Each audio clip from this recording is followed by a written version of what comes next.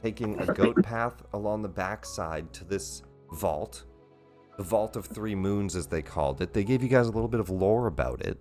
A remote dungeon made by Lord Soth. Welcome, Wax. A remote dungeon made by Lord Soth.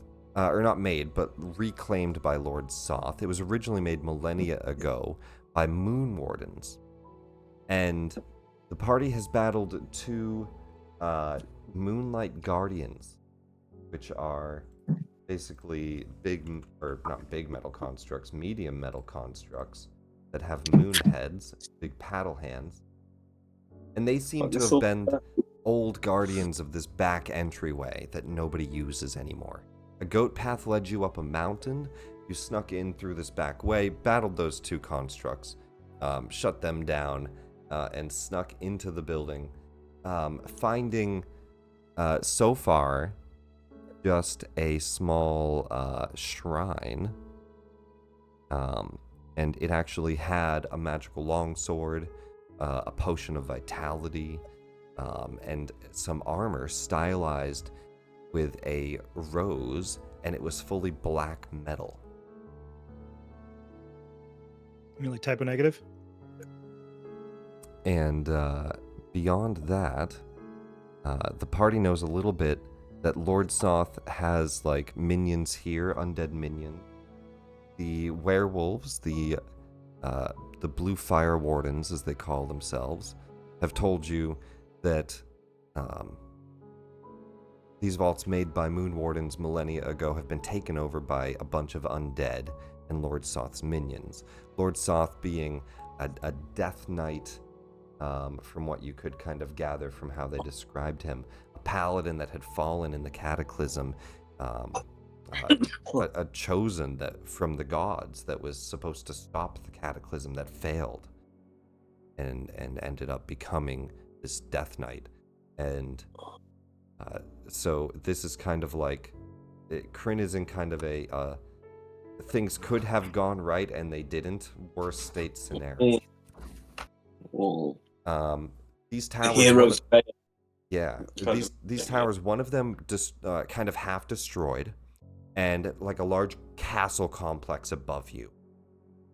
So on like the top of a mountain cliff, castle complex, 3 towers sticking out of it, one red, one white, and one black, representing the 3 moons, and built out of chunks of the moon, as it seems, that have fallen a long time ago. And so you guys are in the basement, and so far, walked a 1,000-foot or a 100-foot stretch down a secret tunnel, pushed open a secret doorway, and found a wraith here that seemed to have been standing guard. You went to blow a horn, some type of a warning signal, but you were able to strike him down just before he could.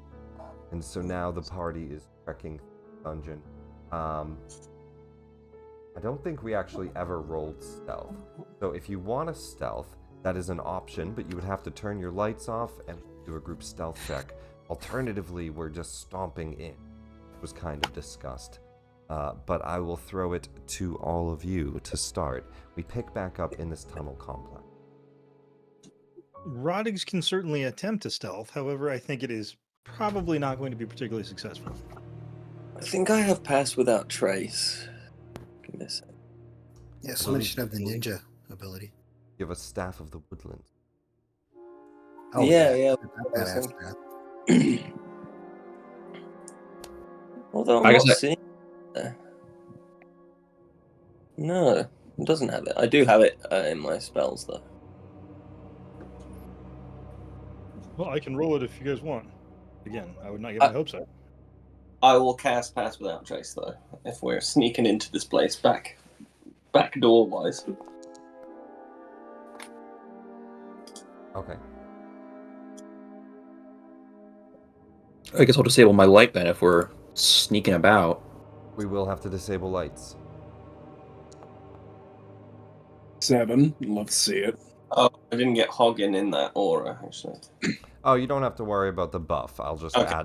add it to the stealth, right? So it's a shroud of kind of just stealthy cloud around you, kind of camouflages you with the walls, quiets your It's footsteps.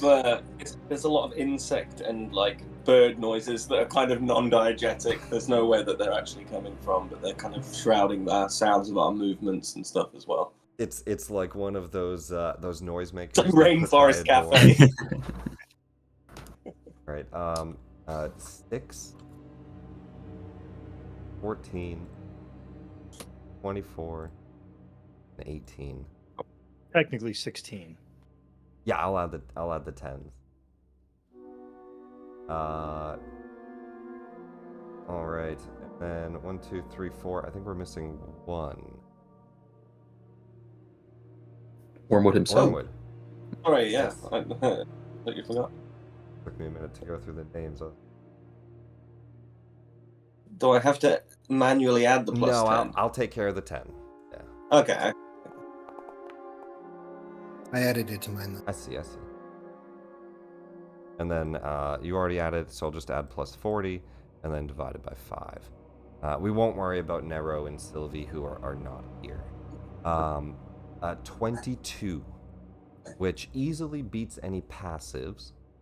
So as they're walking around, Rotigs, even though you're kind of making a good amount of noise, this magical shroud seems to cover your footsteps. And as you are leading the group, what you peer around the corner and see on your left, there is another wraith, has not spotted you yet, and is kind of guarding this hallway. He's moving back and forth. And beyond him is, and you know what, let me pull up the map so I can just reference room numbers really quick and give you good descriptions without taking a minute. Is what looks like a large crystal orb, a 15-foot diameter sphere made of shimmering silver, floats above a hexagonal dais on the west side of a 30-foot high chamber. So the hallways here are 10 feet. That chamber rises open, and you can see this huge floating orb. It reflects like a mirror. It appears smooth and sleek. And it's not actually, like, I know there's light on it right now, but that's just to give it like a swirling effect. It is dark, so it's not emanating any light on its own. And then to the right, you see a hallway. And that's where you heard all of those. Last session we mentioned, you heard a bunch of grunting noises from undeads. I want to get to this point and just kind of peek down each alley or hall. I can't talk today at all. With a look around the halls, what you would spot, so these two wraiths, and you guys are stealthing enough to at least avoid them at the moment. He seems to be moving about the room. He has his back to you. Another one is moving to the north in a guard post. It looks like a jail cell to the north. Can I Arcana that giant magical doohickey? Yeah, throw me an Arcana check. Fucking steeply intrigued. As Wormwood like feels his way along the walls, swearing to himself, "Bugger, blast!" He incants something in Druidic, and casts Dark Vision. Oh, there you go. Yeah, you could definitely have given yourself Dark Vision. Because this is Just too dark untenable for you. I think I actually have a buff. Oh, good, it did buff. No. We'll just have to fix it Give on me your token. sight beyond sight. 34 Arcana. What you can see, the silver sphere is a scrying device, from what you can tell. A very large one.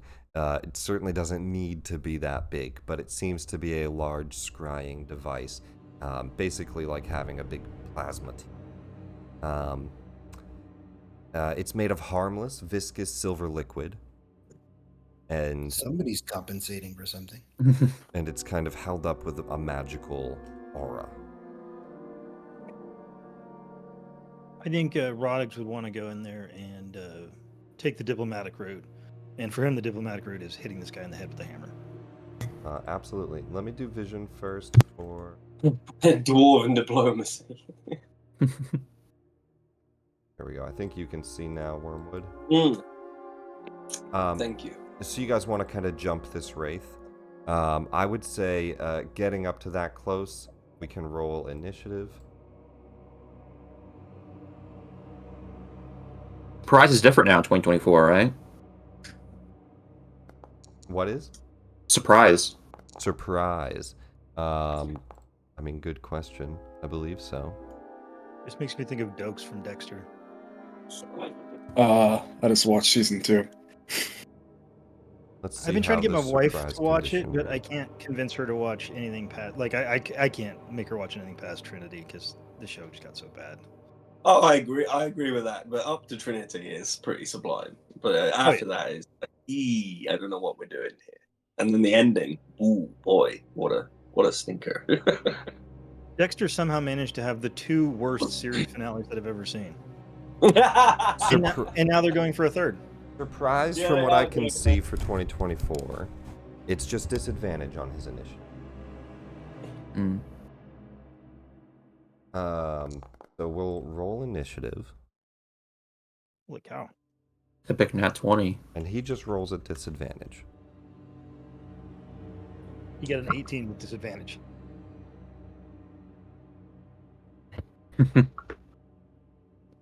Oh, Well. A 20 Well, and a 16. He gets a 19 disadvantage. It went up. I don't see. Yeah, they didn't remake the Wraith for 2024, so it's old Wraith. Sounds like a metal band. Old Wraith. yeah. Old Wraith. That's a pretty cool metal band name. that does sound pretty cool. And so same situation here. You guys know his job. At this point, you're aware his job is to blow a horn, and if his turn comes around and he's alive, we get into a messy combat with that noise behind. Didn't we see 2 of them? Yeah, I'm sorry, 2 of them.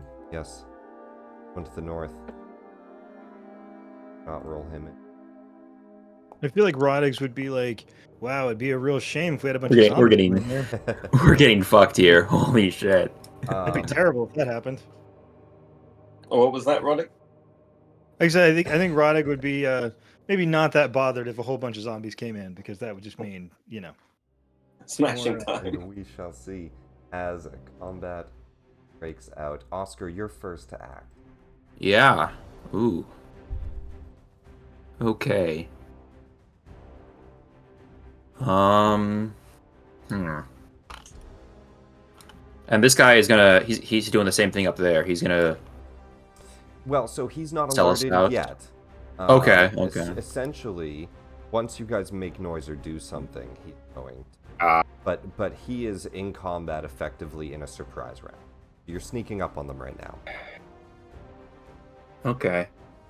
And once you make noise and do your turn, and Hagen does his turn, then that's their disadvantage rolls. They rolled high, but that's Yeah. where they're at. That's how it goes. Crap. I guess Hagen has more range than me, so I'm gonna trust that he can disable this guy in some way. So I'm gonna go over here, I Probably the guess. one you can get. Yeah. I mean, I can go for that guy, but I don't know. I don't think I would kill him. But I think I can kill this guy, hopefully. I So believe I'm I gonna can do- just operate both of these. What? Well,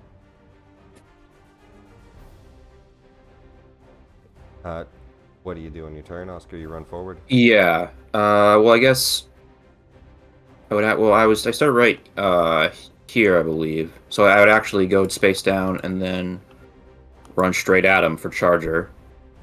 I'm not going to be so specific on Okay. Charger. Yeah. Okay.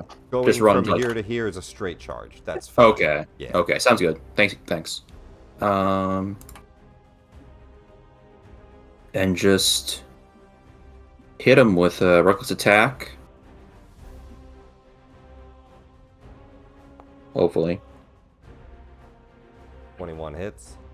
And then I'm gonna bonus action smite on that at second level. So combat starts off with our Goliath charging into battle with the Maul, wheeling the Dragon's Wrath Maul, lightning staticking around it. You swing into him, and glowing radiant smite alerts both the wraiths. And this one turns to see 43 damage. A little bit of lightning reduced as he is injured. Slammed in the face by a mate. All right. Give him what And for? Yeah. And what 5? And I'll just hit him again, I guess.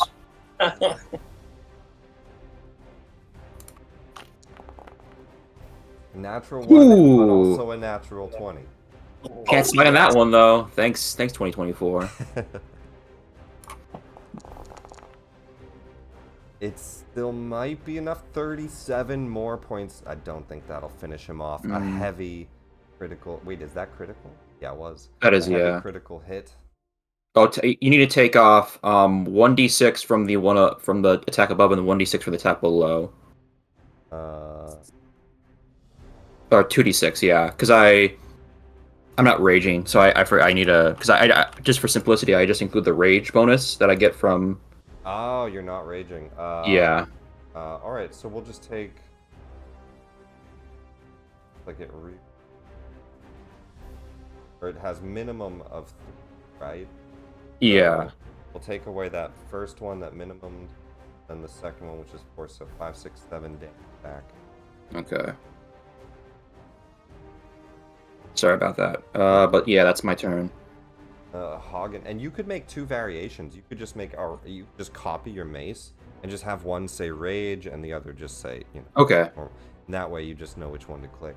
That's I will normally do what I that. for like my sneak attack stuff. Thanks. Hagen, you're up.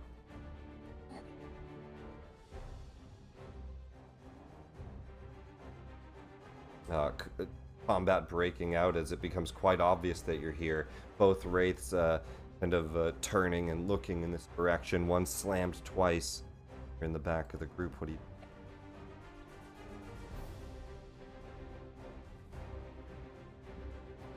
Unless you meet.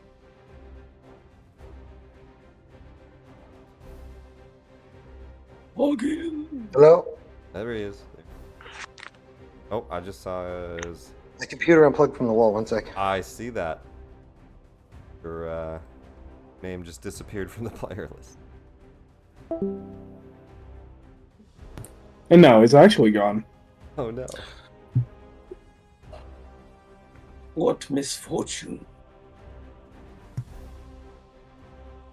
I will show you. That is... Oh. That works. Yeah. There we go. That's why Hagen got disconnected. Is the cat that's like walking all over. Yeah, my power unplugged from the wall. My dog stepped on it. Oh, it says pet problems all over. It's a pet issue. The pet apocalypse. I'm gonna move forward so I can see them both and then banish them. Up against my microphone. Hopefully you don't hear that. All right. You want to step forward and cast Banishment. Oh. Yeah, the foundry's still loading. 1 sec. Oh wait, I tried to load. Good job, Cat.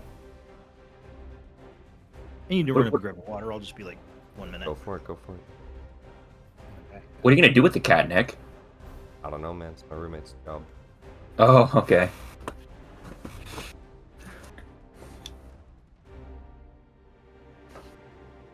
My room is just quarantine. We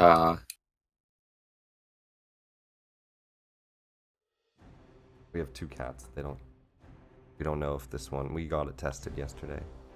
No chip. Great.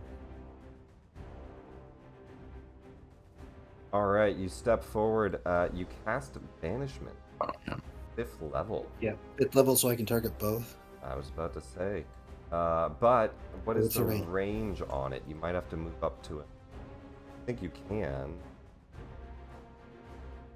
Is it 30 foot? That's what it looks like. And going to the spell because I didn't say it. I see it in the bottom of that link. 30 foot, 1 minute. Ew, 30 foot. Yeah, so it might be a little restrictive. I would say you can see this guy all the way up to here. Yeah, because of their angle. I don't think you can hit both without. Yeah, I can't get a extended good spell. angle to get both. Oh, boy. Extended Okay. spell would do it, but I don't think we. Well, I'll banish the one to the north, I guess. Or spell sniper. You're not a spell sniper. Yeah, spell sniper. Wait. Does spell Yeah, you sniper are. double that? I think it's just Oh. attack rolls. Is I it think it attack just- rolls? It's not all spell range. I don't think it Oh. doubles the range. When you cast a spell that has a range of at least 10 feet and requires you to make an attack roll. Ah. Yeah. Okay. For me. Alright, so banishment on which one? Well, the one to the north, I guess. Have any Have to run up to help, here, but I longer think range? you definitely got the movement to get into that range, so 30 foot up to here. Yeah, I'm seeing of another one that I can double cast has range. The Hagen, the peril.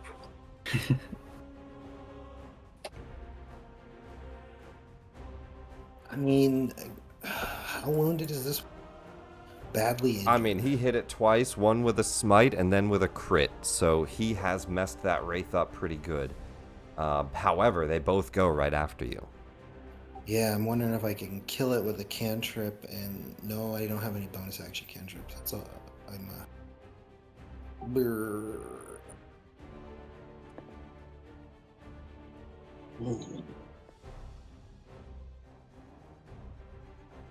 Yeah, I can only handle one of them, not both. None of these have range.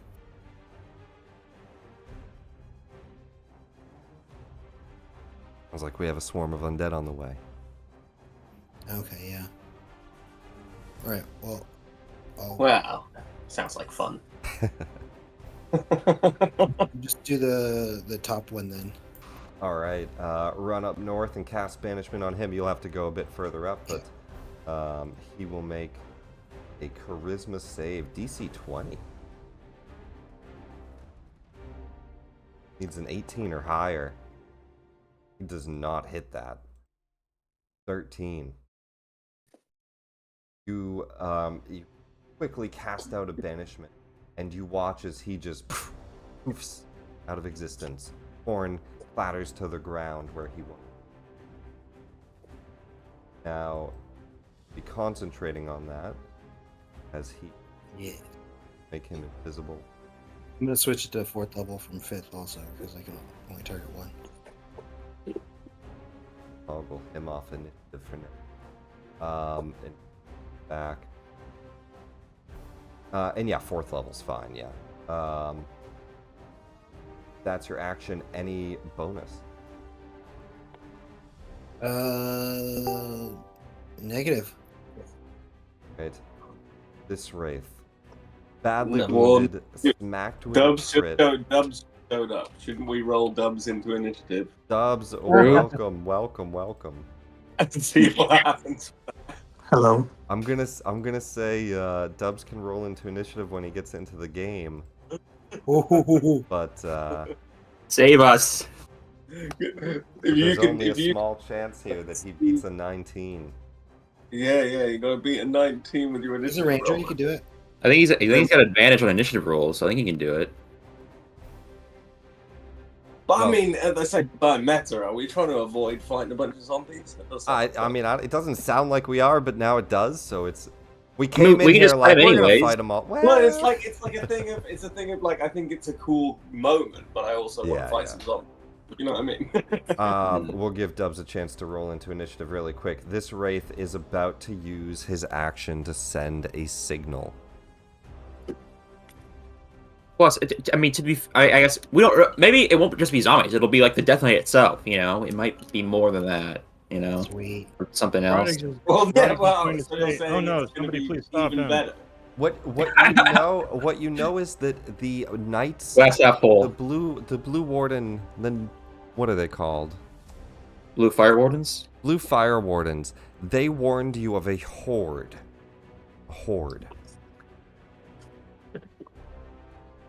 Assuming many. Dubs, throw me initiative once your game loads, Okay. and we'll get you into this combat as well.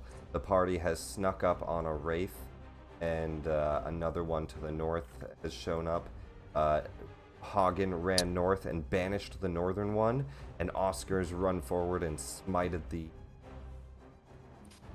western one. The east, you hear a bunch of zombies, so you guys were trying to stealth your way.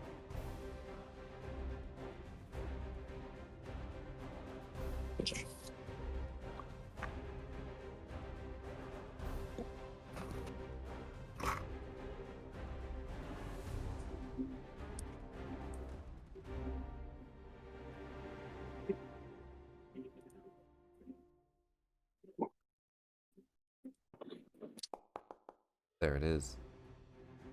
Do you have advantage on initiative? I don't think so. Oh, I thought you did at one point.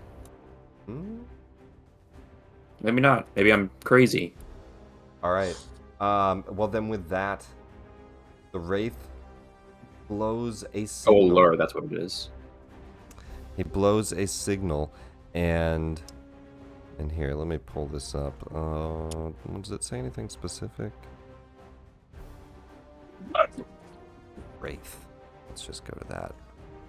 Raising the alarm. He uses an action to blow a horn. Creatures. Okay, so it's not loud enough to signal anything upstairs. But behind you, you hear another horn.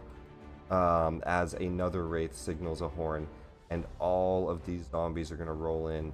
Now, to make life easy, I'm going to use 3 different initiatives. There's zombies, there's ogre zombies, and there's skeletons. They all go on just one roll for each of their type.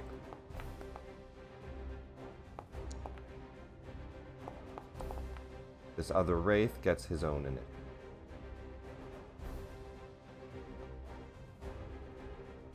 Two Minotaur skeletons get their own initiative. You know what? Wormwood, this is going to be fun. This is the correct timeline. Okay, I think I agree with you. This is going to be cool, It actually, takes his now. full action. Oh yeah. I thought it was just going to be zombies, but it's like a bunch of different ones. I don't think he does much else. He's not going to step away. So it takes his full action. He sends a signal. Nero, you're up. The party's mostly to your left, right outside of the hall. Sylvie right behind you, squeezing through these tunnels. 10 foot high, but only 5 feet wide. They open up to 10 feet here. And so you can hear a lot on your right. Another signal horn and a bunch of murmuring of zombies.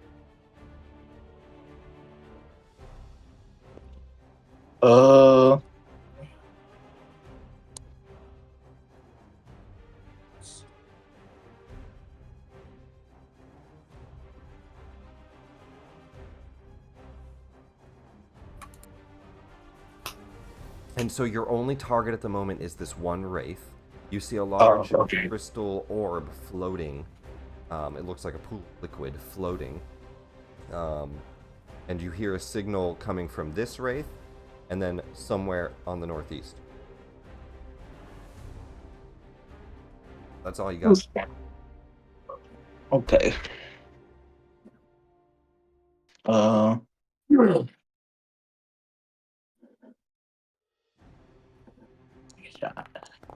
Take a shot at the Wraith. 6 on the dice. A 14. Sharpshooter up. That does hit. Okay.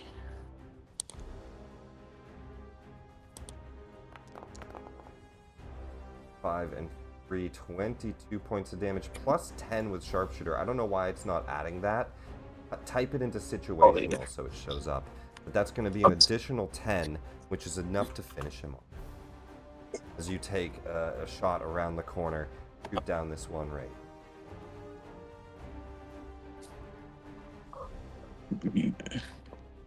I'm going to... A bonus action, and you got, we'll say you've gone 30 feet. So, pretty much out of movement. Got bonus action.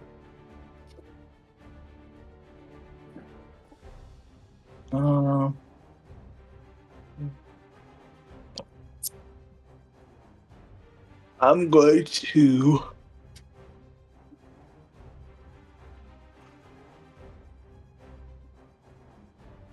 Never mind. I'll move over some right here. Where do you want Sylvie to have?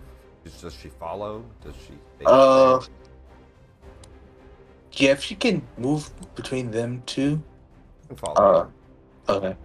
I'll move her right here. Okay. This wraith is banished out of initiative right now. Roven, you're up. So he is going to think about the situation, and then I think, yeah, I think it's about time I do this. I'm gonna reveal Figaro's secret. You want to use an action to whisper Figaro's secret into the wind? Yep, and Figaro the Tiefling, first mate of the Lambent Zenith, knew about the dangers of the portion of the astral sea the ship was passing through, but deliberately hid this information from the captain. You guys hear him say. And then that memory taken from. For the next minute, 10 rounds, any d20 test you make, done with it. Ooh. Let's go. And a good view of everything else. He's gonna also move a little in. So, like, subjectively for Wormwood, like, he was passingly familiar with the piece of information that was just submitted in the first place. So it's like he gets reminded of it by Roven. It's like, oh, what are you talking about? And then immediately any kind of vague recollection is then pulled out of his head again. And I don't know. And you all see, as there's this moment of, like, the opposite of deja vu when you feel like something's happened again. You feel like you have forgotten something. It's a strange mental sensation. Yeah. And then all of your eyes glow with a bit of purple glow. Your left hand seems to emanate a strange green energy for the next minute. What is this? Wow, nice eyes, Wormwood. Hmm? What? Oh, all of you. Any bonus? And beyond that, he is going to throw a bardic out there to, I'm thinking probably Hoggins. All right. As he starts playing a little flute. Bardic again. Inspiration to Hoggins.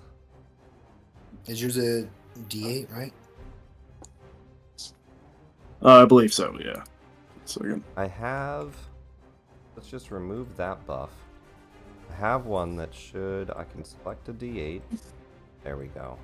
And that should actually request roll it. Excellent. Oh yeah, Um, when you have over it. This ogre zombie, well, both ogre zombies, are going to push forward, so. He has to. He's big, and these are 5-foot tunnels, so he has to squeeze. So 5, 15, 25, 35, 45, 55. They Poor are guy. going to be going slow. 5, 10. Their footsteps probably. Boo. Or what is it? What you guys hear is as he pushes away other zombies and then squeezes into the hall and starts to drag his ribcage against the walls as blood starts to soak down, as he cares little for how much he cuts himself up, pushing through the tight hallway, rushing towards you, stomping down the hall.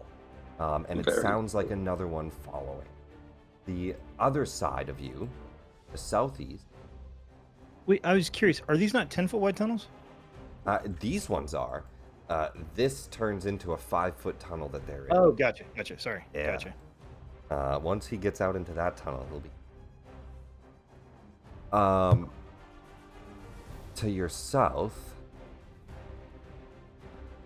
40 foot. So we'll go 80 feet. So he's going to come charging out of this door, horns forward. A Minotaur skeleton just comes running forward with an axe. Does not get further than... This one gets to the doorway.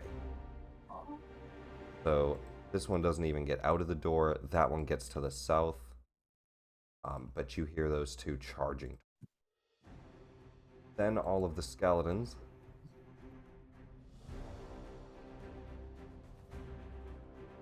Those guys can go their full 60.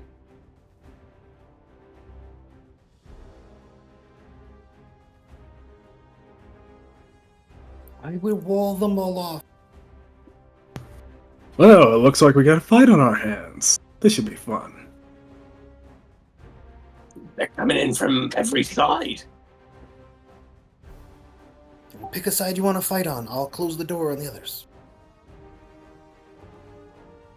What you Apologies got in for how mind? many mobs there are. I normally would not make a combat. Oh, Technically, we made it this big. Well, I'll the game take the game is set up for your failure here with 3 Wraith Guards. They have an action to signal everyone. You know, definitely expected outcome, I would say. But man, this just they can't. They're in their own way. What I mean. I suspect these skeletons will not last past my turn. Well, some of them will because they can't get through the hall. The zombies are gonna go later, so let's see.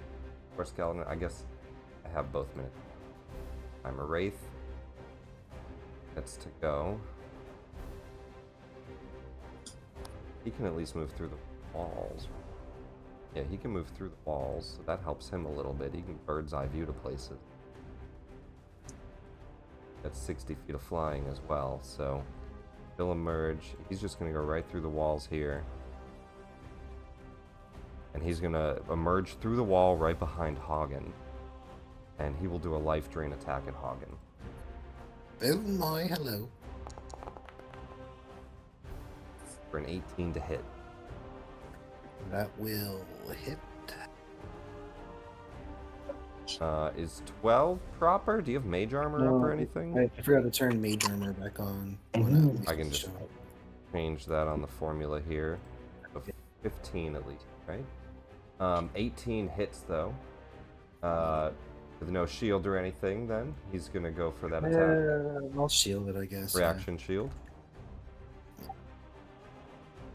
Right, reactions up. A magical shield will at least be enough to block that off. He reaches his hand out to kind of reach through your beard and into your heart, but a shield pops up and stops his hand. Where is that guy?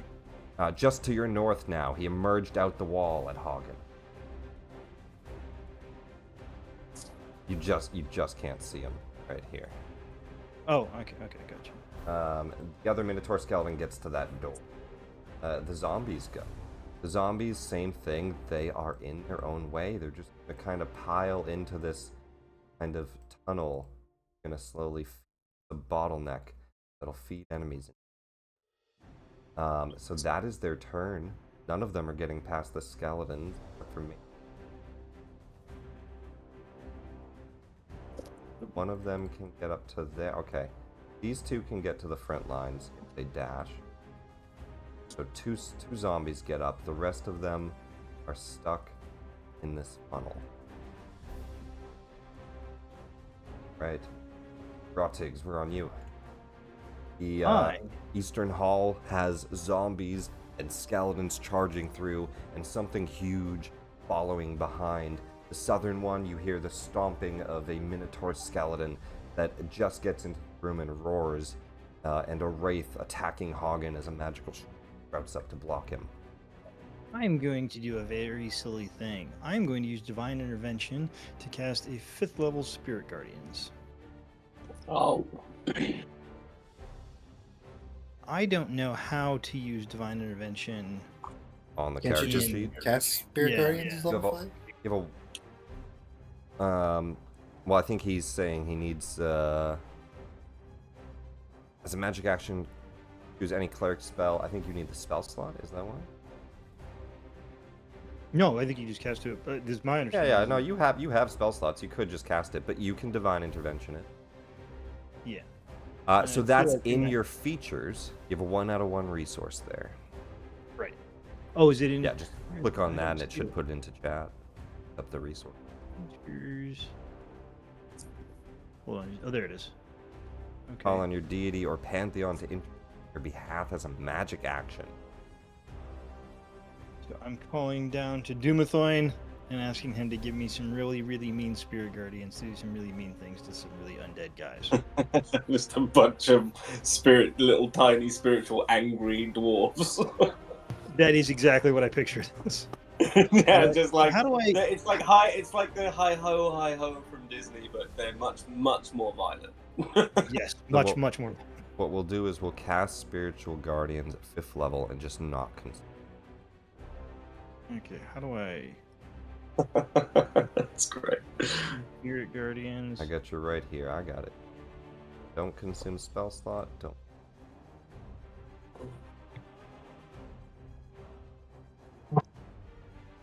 All right, how do I see my aura? So that I don't think will actually work right now. So we'll just use this actual grid. What is it? 15 feet? Yep. You should be able. Do you see that blue grid? Yep, got Okay, it. so that should. I'll keep that moving.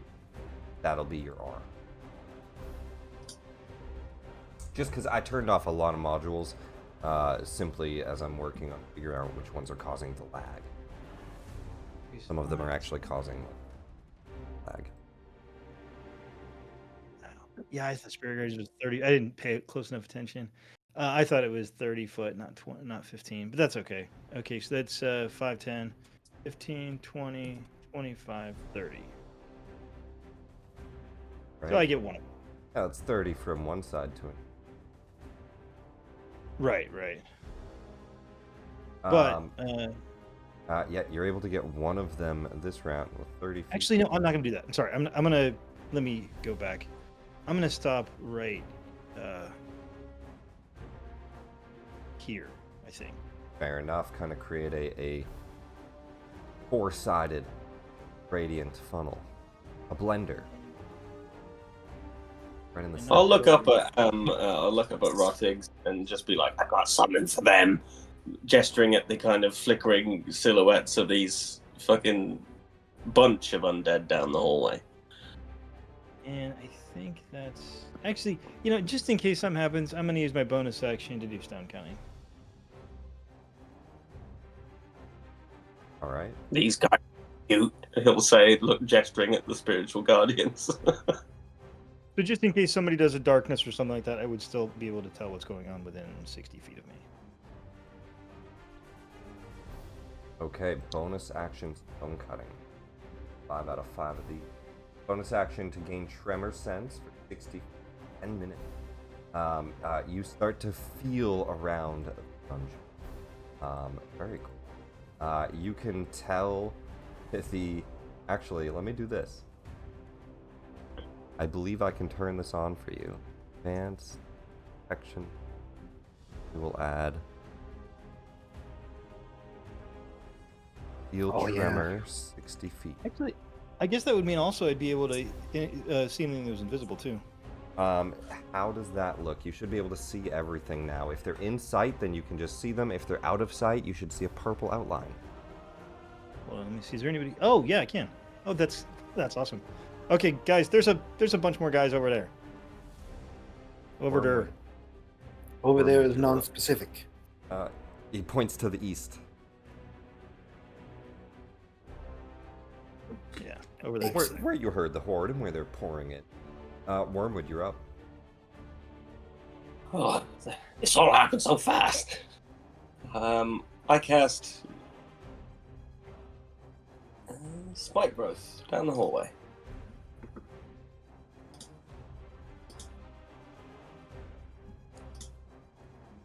I think I just wasted. I think I just wasted the spirit guardians, didn't I? No, they're up for 10 minutes. Yeah, they're up for a while. There's a lot of enemies. Like Spike growth. Where's it going?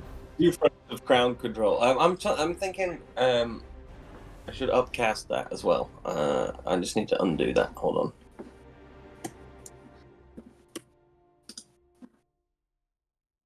It does more damage if you upcast it, doesn't it? No, maybe not. I don't think it does. Doesn't does look it? like No, it. I don't think- yeah.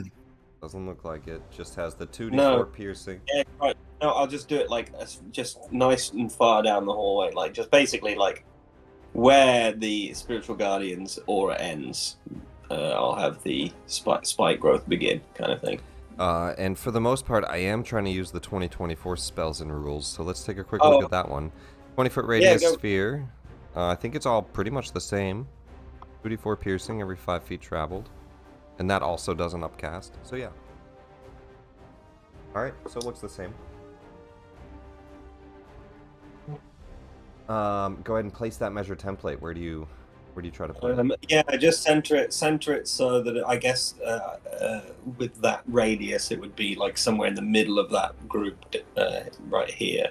I actually don't have that. Oh, Just I can at the, place at it. the end of the hall like that? Yeah, like basically where it overlaps slightly, so one square to the left of where you put it. Actually, I see. that's okay. Like Yeah, that? there you go. Yeah.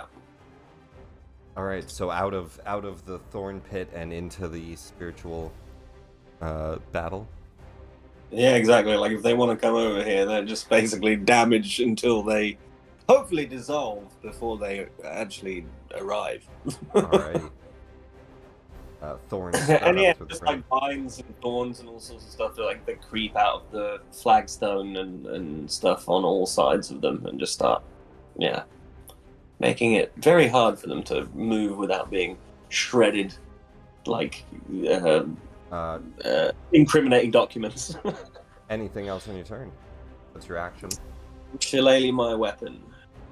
Lay onto the And weapon. then I think I'll go to the edge of the spiritual guardians, the edge of my at the border, and just stand there and be like, holding my shillelagh'd weapon. The druid takes aloft. the front line as he fills the battle with thorns. Oscar. All right. Well, let's move up to get some info. Okay, that guy's there. Yeah, let's go after another wraith, I guess. I think we'll rage this time. This is getting kind of serious. Alright. Go into a rage bonus action. Here. Yeah. Oscar steps into the middle of you all and says, "This is somewhat serious. I'm going to rage." And just like, not much change in his attitude, just a slight bulge of one vein. Yeah, a little This grows cramp here. slightly larger and steps 10 feet forward to smack this guy. Oh, I gotta open my I'm thingy. angry now. You couldn't tell. I am somewhat miffed. And I'm gonna True. do a brutal strike on this guy. 18 hits. Alright. So that's another 1d10 damage.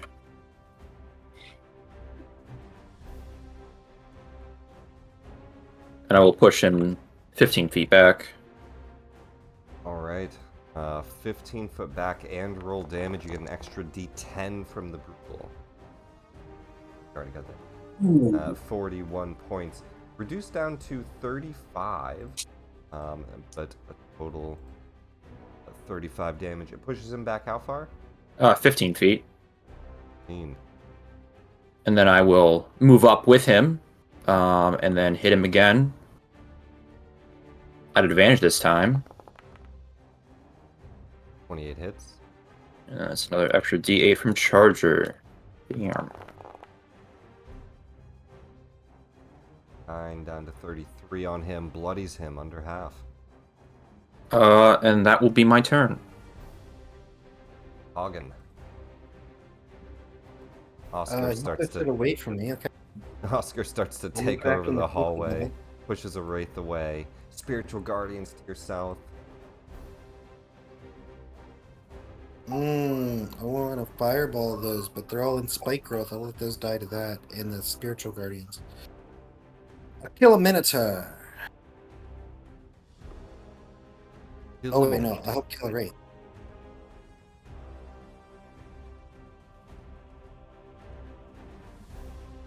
Finish the Wraith or go for the Minotaur.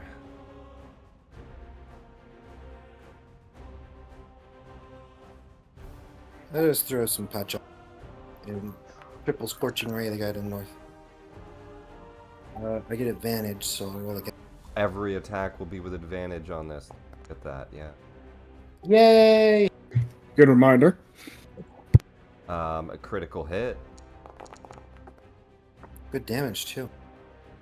17 fire damage. The Wraith is resistant. He takes half Of course he is. points of fire. 29 hits.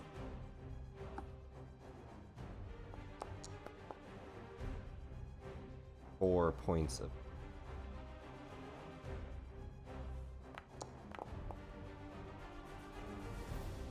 26 hits.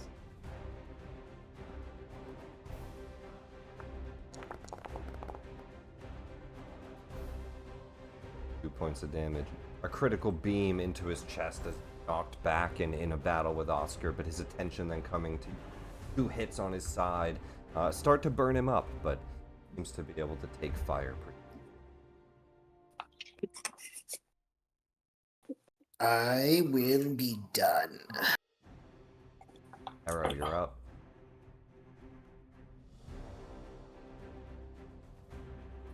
Okay. Spike growth to your east, spiritual guardians emanating from Rodig's, a bunch of hordes of zombies and skeletons coming down this way. Sounds like Oscar went up to battle north, and sounds like something charging up from the south that Sylvie can. The Minotaur skeleton comes rushing towards her. Okay.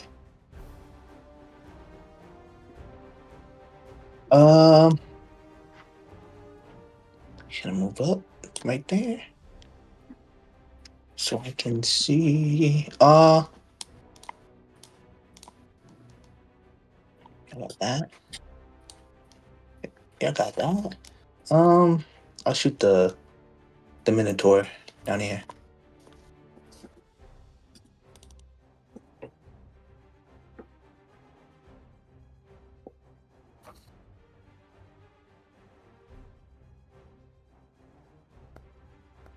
Natural 20, you don't need. You love to see it. Don't forget you have advantage on all of these, but you're already nat 20'd. Oh, yeah. Okay. Sharpshooter, so an extra 10 damage. Go ahead and roll critical. Fucking god, that's a good one. No. Oh, forgot to do that plus 10. All right, 10 more Oh, on no. that. 42 points of damage. He seems to take all of the radiant. Hey guys, my gun works. That's a good thing. There's You're been times, goddamn right. there's been times it Shooting. hasn't. Yeah, I'll shoot again.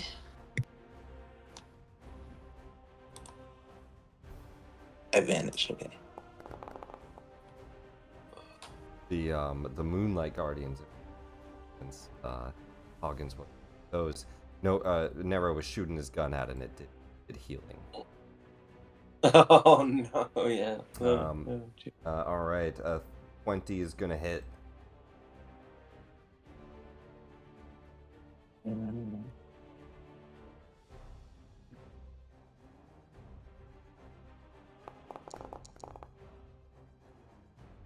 30 points of damage on that shot. Bloodies the Minotaur skeleton.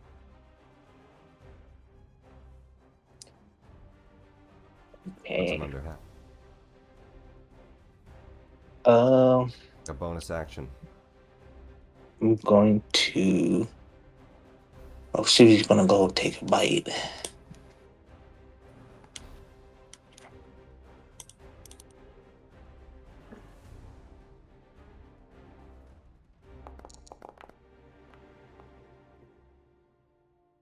A 14. That does hit. Ooh. think their damage doubled from 1d6 to 2d6. I don't know if that'll actually reflect on that bite, but might need to maybe add an extra d6. There we go. 2d6. Perfect. Yeah, I like that. Perfect. 14 points as Sylvie rushes up and chomps onto some of the bones of the Minotaur skeleton, rips out a good chunk of the ribs, but Minotaur skeleton's still alive. Okay. Yeah, I'll stay. I'll stay there. That's fine. Sylvie just looks back with ribs in her mouth, like a dog with a bone. This wraith is Oh God. still banished. Roven, your turn. I shoot the Minotaur. Or Oh, right, any advantage. you have advantage. Throw a d20. Didn't mean to use that one. We need like a big like flashing have advantage button. 20 hits per shot. And then he immediately follows that up with using a commander strike and looking over to Nero. So, do we want to focus fire on this thing? Oh, absolutely. And You do I can get sneak sneak attack, right, Robin? Nice. I should.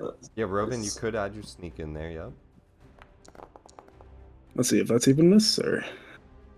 14 points of damage actually kills the Minotaur. Oh, well, Wait, never why mind did then. that double? Never mind. Why did that double? Hold on. He's like loading his weapon, just like, oh, okay. I thought you were stronger than this. It read your sneak attack as bludgeoning. I That's aimed and odd. But it's not bludgeoning. It'd be the same as the gunshot, so he still has 7 health. So never mind. Oh, wait, no, never mind. I was right. However, you find out he's vulnerable to bludgeoning. Oh, there we go. Knocked down. 7 damage, still alive. Oh, So, Commanding strike. yeah, he just looks over at Nero. Nero, you I can think take it's another. life. Go ahead. Maybe let's just shoot it one more time. you ever heard of a double tap? Nero, go ahead and take a double tap at the Minotaur. One more shot. With advantage still. All rolls are done with it. Oh. But it's fine. 27 hits. You kill him. He has 7 health. Your plus 10. Your plus 10 kills him. Okay, now I think it's dead. Now it's dead. Are you sure? I have one more shot. I think that there are other threats to be concerned with. That's right. He moves over here.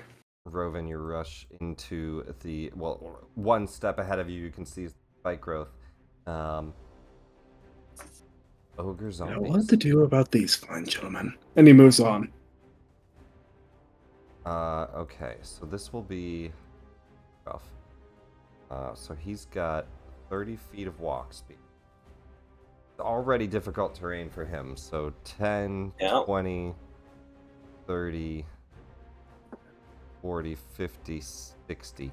So he's at least gonna, I'm gonna say he emerges from the front, but he's gonna walk through all of this. So 1, 2, 3, 4, 5, 6. Give me 12 d4. Guys! What's that? Wormwood, roll 12 d4 for that. Oh.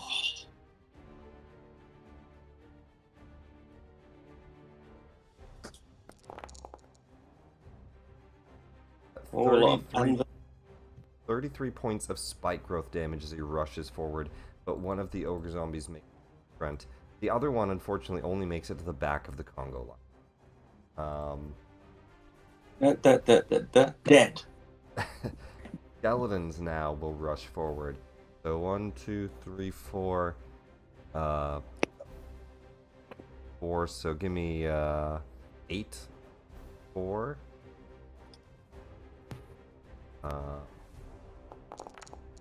Or he'll take this. Oh, that's a lot of ones. That kills those skeletons. They rush forward and they die. Oh, they just get like collapsed. He dies as well. Charge you. That one. I give a kind of Cleaning up. look. I'm like, oh, not too shabby, eh? I'm sorry, Kind he of can't look. even go already. So yeah, he could go up to. Those skeletons, they just die. They all Die just on that. disintegrate. This one only gets 3 in, so give me 64. This one gets 2. The rest of them don't get it. I've grown to truly appreciate this spell. Yeah, it's a great spell. It's a Alright, so going off of this, we'll on this one that only one step in. okay.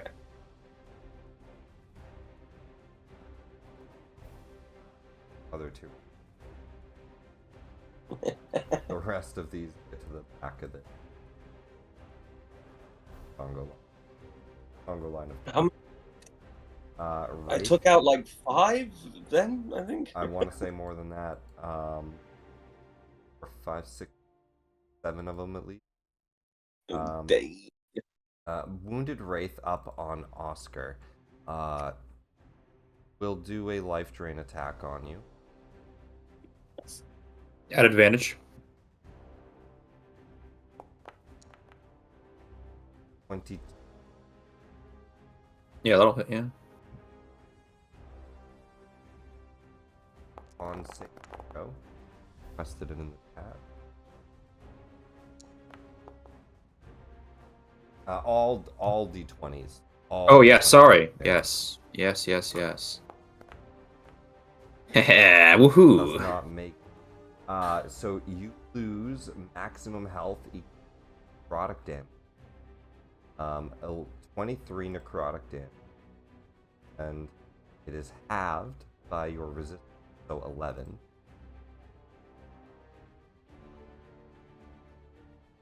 And I will say it does.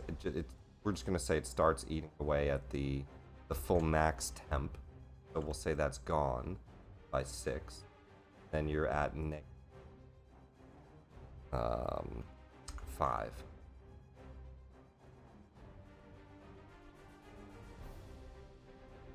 So same thing with this. In that same formula spot, you put a negative number in.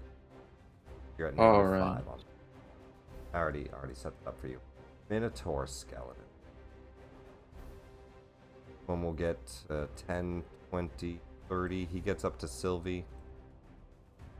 He's going to do charge attack with that. He's try to. We'll start with the 4. I think that's what he does first. So he charges forward with his horns.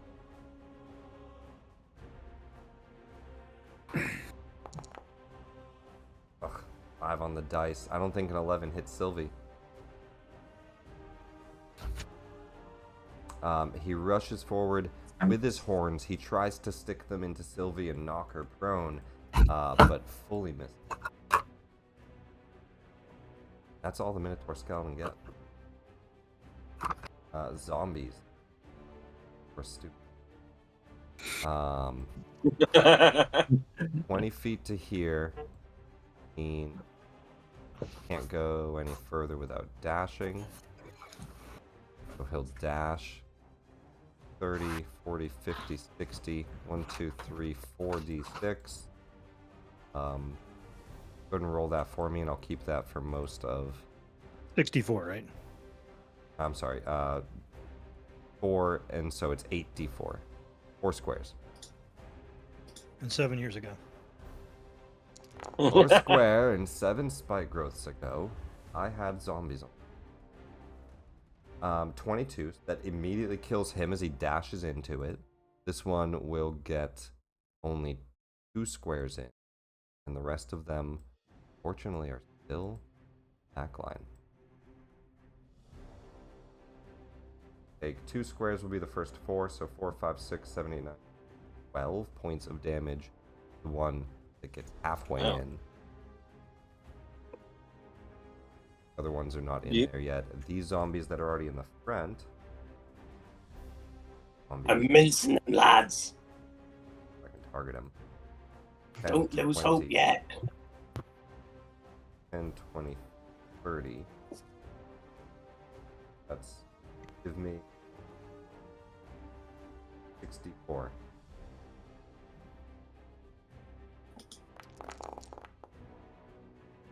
Alright, so the one to the south takes 12. The other one went where's less, so 4 off of that. He takes taking the last Okay. 2 off of it. He takes 8 points of damage. 6. They get up to your face at least, and they'll make 2 attacks at you. Natural 1 and a 10. They miss twice. Roddigs. Okay. No. You go 5, 10, I believe. That is 20. Am I in the spike growth right there? Yes, that would be spike growth. Okay, I'll just go ahead and take 2d4. All right, you step into spike growth, 2d4 points of damage. Roll that for me, Worm. Thank you. 4 points of piercing damage.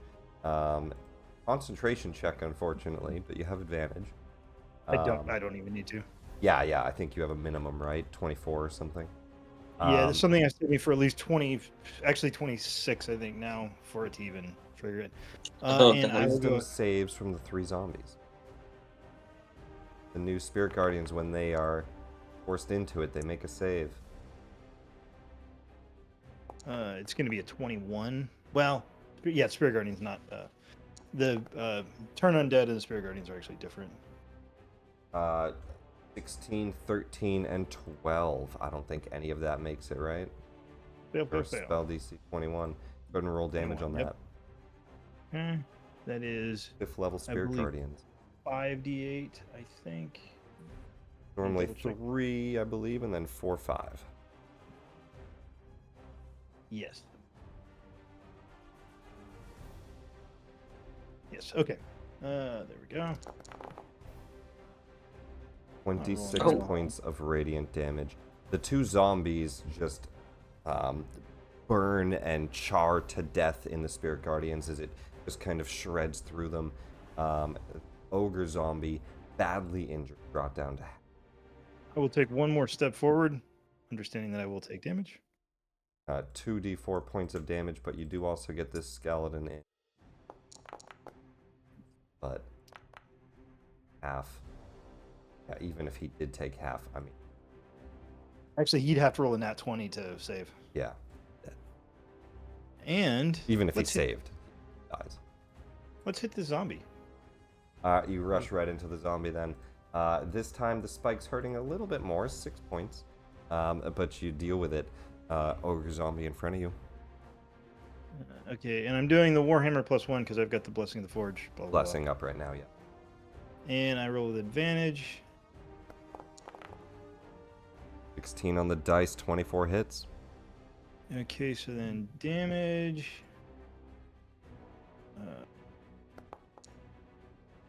Minimum. That's 4, but I also get my Divine Strike damage, and I think that's 2d8.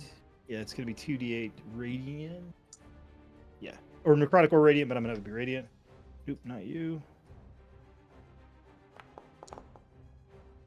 So that every is hit. 12 more Radiant on him. 12 more radiant, near death, as he looks like he's in a bad spot, surrounded by thorns and glowing lights, smited down by a maul or Warhammer. Yeah, he's going, and then Rodix is going to make a rude gesture at him as a free action. Paladin's check to see if he understood it. He doesn't realize. But I realize, and that's the important bit. He looks down and just roars. Roar! Wormwood, your turn. Okay, well, I'm You should concentrating do on more that. with your Warhammer than that. Sorry? There's Warhammer damage? 1d8 plus 3? You get like radiant damage at like level He got 6 or something. he got the 2d8 radiant. He did a total of 16. Oh, he rolled it separate. Oh, Yeah. okay, I see. Sorry, I was eating leftover Chinese food. Fair enough. Yeah. Wormwood, you're up. Yeah. Good question.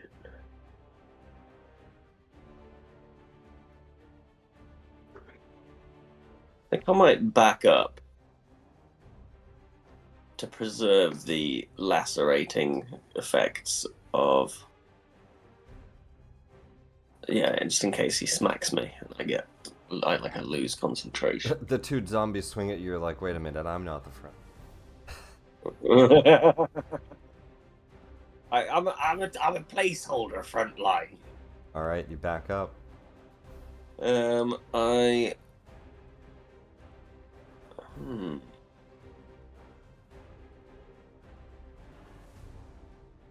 think maybe just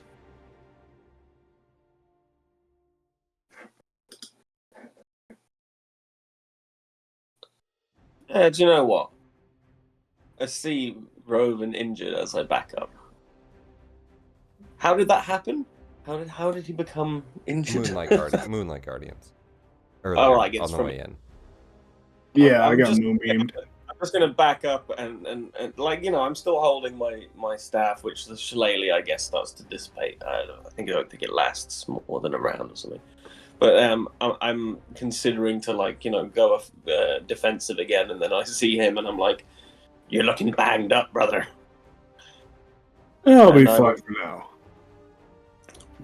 Well, all the same, I touch my staff to him and cast a Cure Wounds.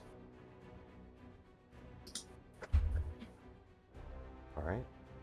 Let me target.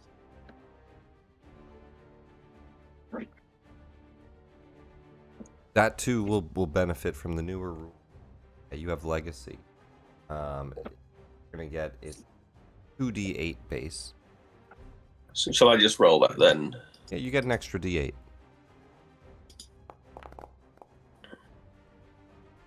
And then plus your spellcasting mod. Which is 12? No, that's attack. No, mod. your modifier, which is your Wisdom 5. 5. Sorry, and then I have the periaptive wound closure. I'm just wondering if that does anything. Let me see here. No, Buffs your heat. Buffs your rest. no, it's to do with my healing myself. Yeah. All right. Oh, that is nice, though. You reach Well, out and make it worth it. close most of his wounds back up a bit. That's action. That's a bit of movement. Anything else?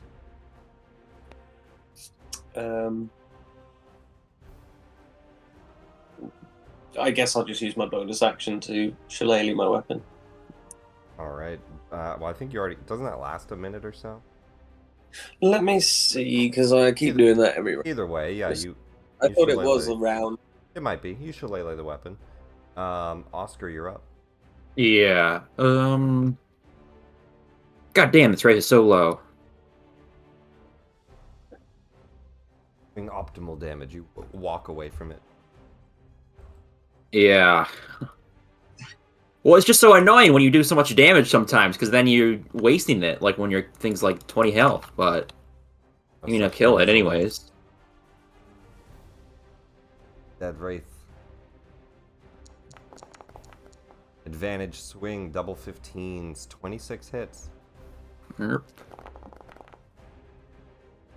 31 points, reduced down to 26, but enough to Yeah. kill. And is the Minotaur down here, is he dead, or is there another one, like, There's under a it? new one fighting. Sorry, I'll get rid of the dead one. A new Okay. one fighting. Alright. It'll, I will run down 40 feet and attack with the reach. I'm gonna say Sylvie is in your way. They are a large creature. Okay. They are no longer small enough to like get under your feet or anything. Yeah. So you would be stuck at 15 feet. Well, but yeah, I guess. Well, I'm not moving through it. Yeah, technically. Can't end. Attack. Yep. Well, that's fine because I can throw it. I'll throw it. Yeah, you can throw it. Yeah. 21 hits. Yep. And this is bludgeoning. Look at that.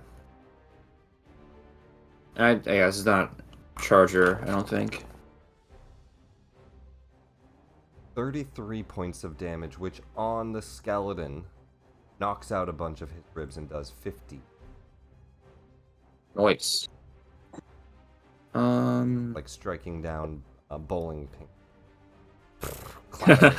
Clattering bones at the end of the hall as you chuck the mace and it kind of boomerangs back to you. And yeah, I think that'll. I don't have anything urgent to do, so I think that'll be that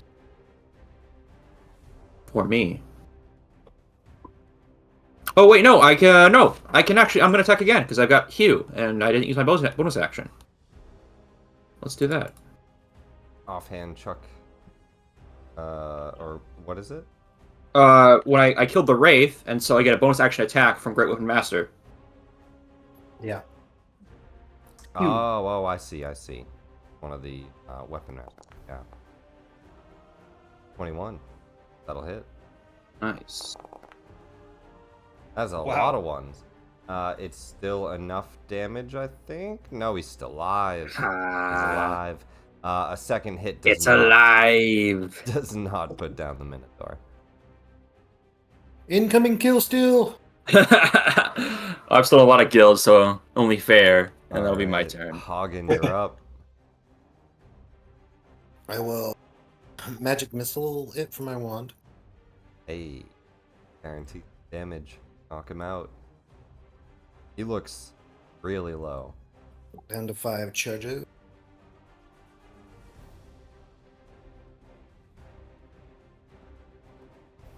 Starts off 1 charge is 3 plus 3. 9 points of damage is enough. Beams of magic missiles shoot out of the wand, and a few blast into his skull and fracture the final bits. Another into his spine, breaks him into 3 as he falls to the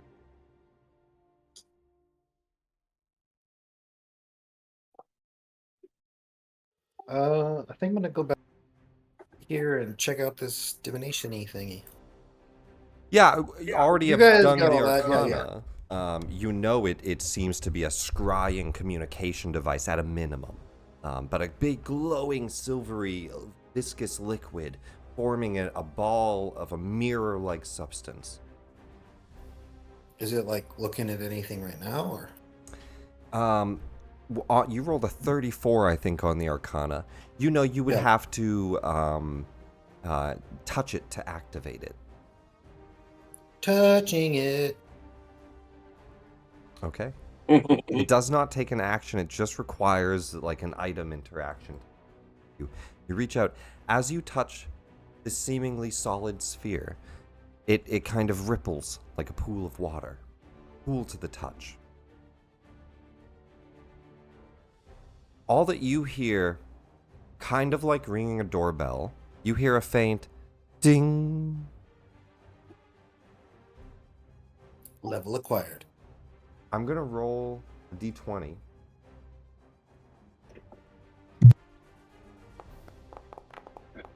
I don't like this. Let me check what his bonus is.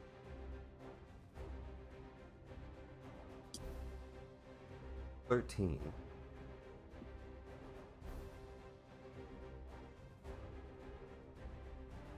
You hear a faint, it sounds like a kind of a shout from a room far away as the sphere begins to glow slightly and you can start to see a castle room. And you hear a 1 minute. Somebody's on their way. They don't seem to be immediately at their sphere. Interesting. I'll wait for whoever show up.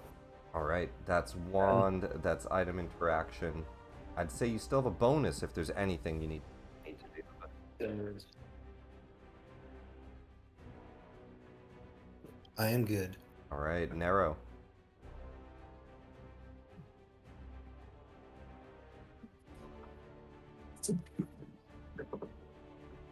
Nero zombies still pouring in, but the battle going well as Oscar cuts down a wraith and then helps Sylvie battling the Minotaur. You right now only see an ogre zombie. More on the way.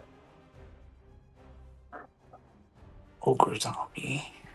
Yeah, I'll just shoot it.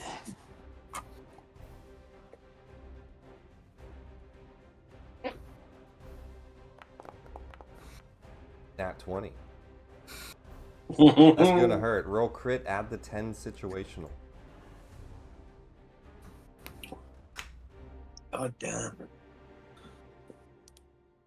Those sharpshooter crits.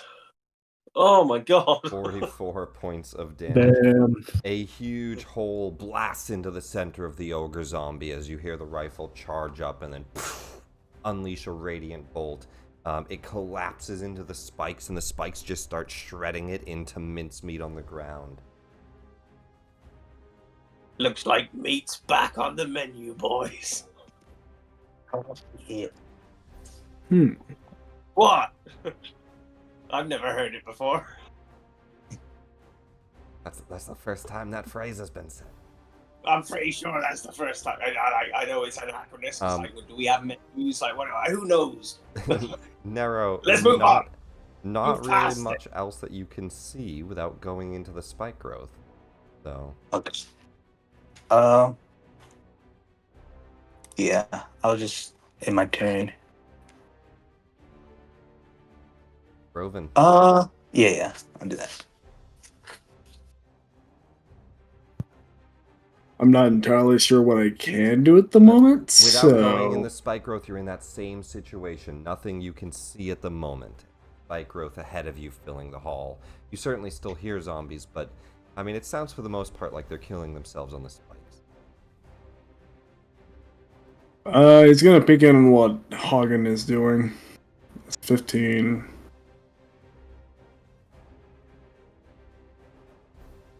I can get a bit over there. He just looks into the spear, curious as to what is going on. Yeah, it looks like an image is starting to form on it. And I guess he just readies in action in case anything gets a little too close. Or within his gun's range. Up forward at the ready. Ogre zombie. And 15, this is 15. 25, 35, 45, 55 together. And 1, 2, 3, 4, 5. So 10d4 points. And I believe he is at least partially in the Spirit Guardians, isn't he? Yep, let's do spike growth first. Gotcha. So 10 How many D4? 10d4. 10d4.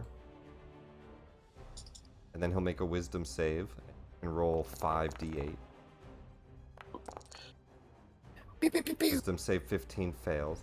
He takes 24 in spike damage, gets to the edge of the Spirit Guardians, kind of turns the corner and light shining in his eyes. Fails that saves, takes another 13 points of radiant damage. That's as far as he Tiny gets. dwarf. Hi ho, all over That's his a head. let me make sure. So that's 5, 10, is 25, 35, 45, 50. Yeah, that's a dash. Where he gets. Skeletons. Alright, so this one's definitely gonna die before he gets around the corner. He's already badly in. 5, 10, 55. He could dash up, but there's almost no way he lives. 5, 10, 50, 5, 30, 5, 4, 5, 5, 10, 50, 30, 5, 60.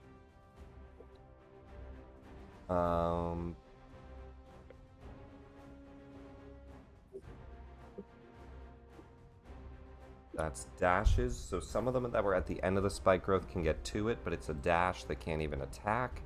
And it's 2, 4, 6, 8, 10, 12d4 for me. Do I need to even I'm bother sorry. rolling? 2, 4, 6, 8, 10. 10 d4. Okay, hold on. Probably not. Unless he rolls all ones. 28. So these zombies, they die on their way forward. I mean skeletons. The skeleton, 2, 4, 6. He's dead as well. I mean, realizing the hordes that he's currently mowing down, I think there would be a certain maniacal laughter that emanates from Wormwood. This is literally a round of zombies, and I love it. Zombies are gonna go Look at them fall like flies. 10, 20, 30, 40 feet to dash. There's no way he's not dead from that and from the spirits. 2, 4, 6, 8, 10, dash. 12. Ugh. 12. 5, 10, 15.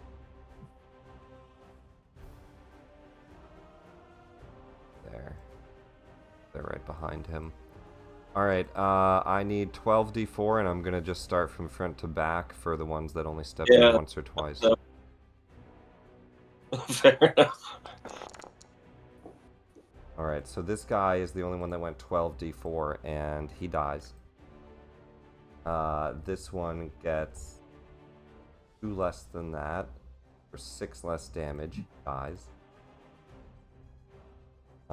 This one... The maniacal cackling gets louder. So 8 less damage, 21. He has 1 HP. Survived. Gets into the Spirit Guardians. Immediately eviscerated by the Spirit Guardians. Any damage you do from them. Yeah. He wasn't gonna die to no 22 plants. points of Spiritual Guardian damage kills that zombie. Now this one only takes 2d4. So he's going to take 4 points. This one takes 4d4. So he takes 5, 6, 15 points.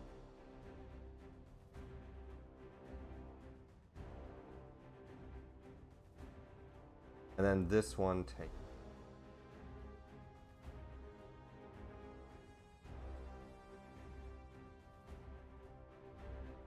points. He has 2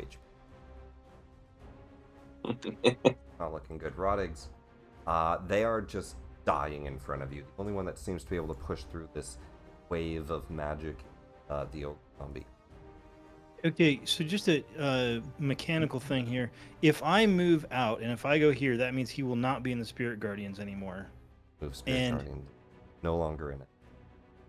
But if I move forward again, then he's back in it. But I wouldn't be making him make 2 saves on 1 turn because he already made a save on his turn. So this would be a new turn. The new turn. So Okay. you can step out and then back in. But I couldn't like step out and back in again because that would be making. He's him make already 2. done it, yeah. Right. Okay, so I will go ahead and do that. I will take a 2d4. 4 points of damage. Throw that wormwood. And throw me 5, 8. Oh, double ones for you, my friend. Double ones, only 2 points of damage. Ooh, And pretty he good one on takes that one. 29 points of bloodying the ogres.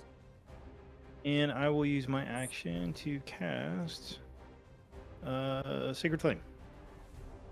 Dexterity saving throw. He doesn't seem that dexterous. Not going to be able to make that with a negative.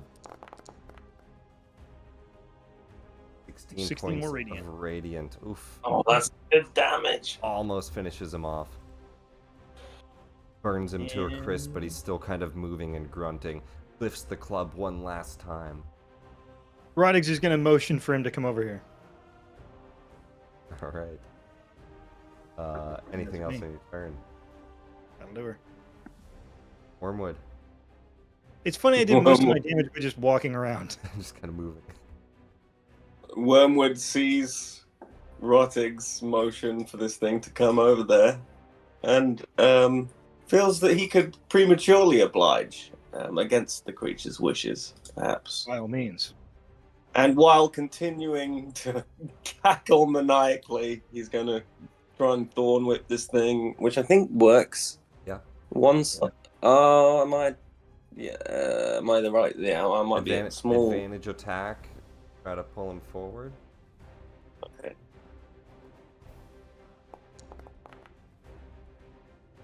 He's larger, smaller. 28 hits. I'll do the damage, and then he gets pulled into the spiritual guardians, I think. Pulled up to 10 Well, he was feet. already in it. So Yeah, it but would he does not- get pulled into 10 feet of spikes. So you can Oh. add 4d4. So wait, first I Roll damage and add 4d4. okay, I roll the damage. Yeah, sorry, I got like lots of pop-ups that I need to. Okay, damage. I'll just roll that normally and then 4d4. Hey, throw him whipped. Damage. 8 and 7 points of damage, enough to finish him off as you yank him with the thorn whip. He's already dead as you choke around his neck and pull him forward, dragging his body into more spikes. He also falls into a pile. I think Roddy's is going to look down the hallway from in the direction of the people that told him there was a horde of undead, and he's going to say, "You call this a bloody horde?" I agree. The end of the round. barely a bunch, like a grapes or This is whatever. more like a handful. As you A say bushel. that, a glowing light on the far end of the hall as the orb activates. Inside of it, you can see. Well, here, let's share is alright. You can see another castle hall, and standing in it, not mounted on the back of a dragon like the art depicts, just standing in a hallway, glowing red eyes, heavy plate armor, and a necrotic essence flowing around him. As Lord Soth stands there and looks out at all of you. Oh, wait, hello. Hi. You're this big old Lord Soth we've been hearing about, are you? Do you have a rod piece? Yeah, do you have a rod piece? It doesn't immediately look like he has one. And as That's that bloody sloth we're supposed to kill? as he looks out, he just says, "Intruders, you should know your place." And you see, he seems to wave magic over his body, and a second form of him appears next to him, and he points it forward, and it marches through silvery mist. Goes into him. That's a cool trick.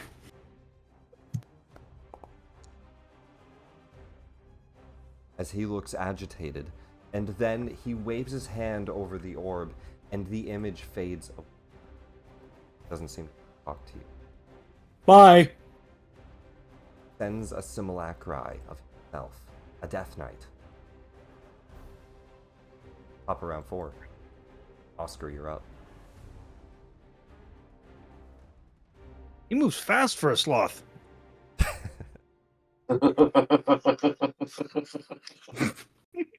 Holy shit! Not seeing that, but I guess moving up and kind of hearing this guy clomp forward. You hear Lord Soth say, "Intruders," Oh, okay, okay. and then he sends the. Did he actually cast Simulacrum with one action? It's not the spell simulacri, Okay. but that is how they describe it.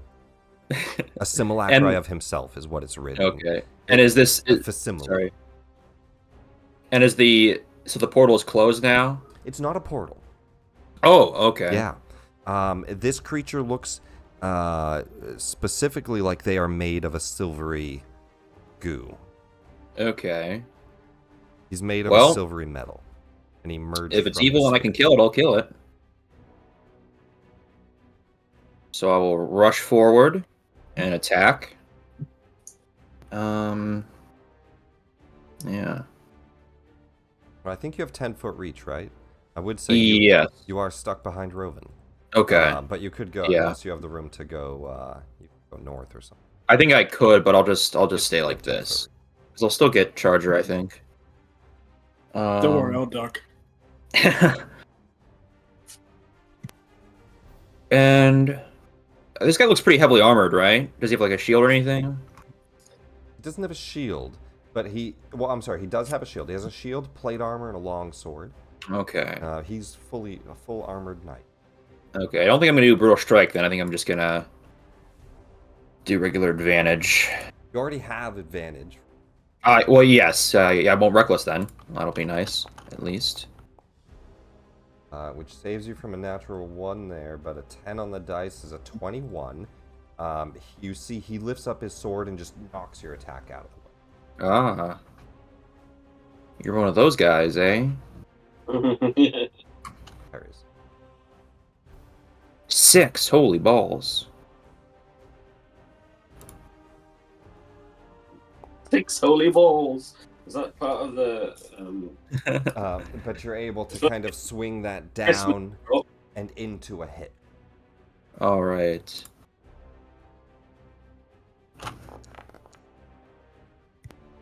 33 points of bludgeoning damage, lightning. He seems to take all. Nice. And then I'm going to, so that's 10 feet, and then You've gone so 25. 25 feet. Okay, so then I'm gonna back up a little bit just so I can get Charger again. All right. And he's winding up. Oscar Yep. just like charges at everybody that he sees, backs up and charges again. I Like stopping my hooves like a minotaur. Very cool, very cool. Hoggins, standing next to you now, a silvery image of Lord Soth himself.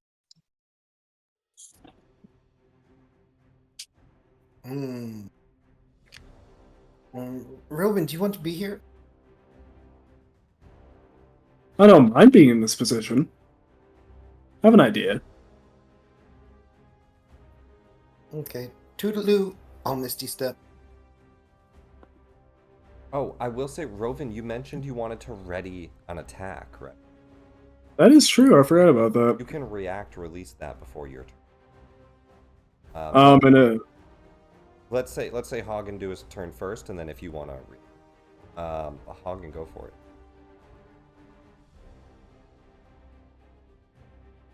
Step of the Misty.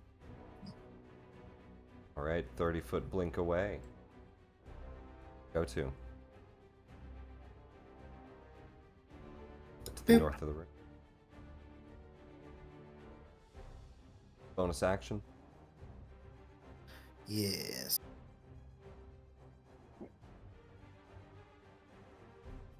And I'll just go down to 4 charges and I'll magic missile it.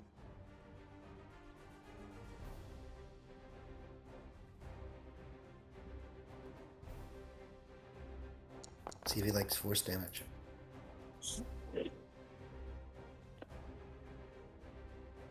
Uh, 13 of force damage.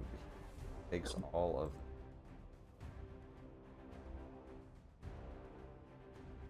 Done.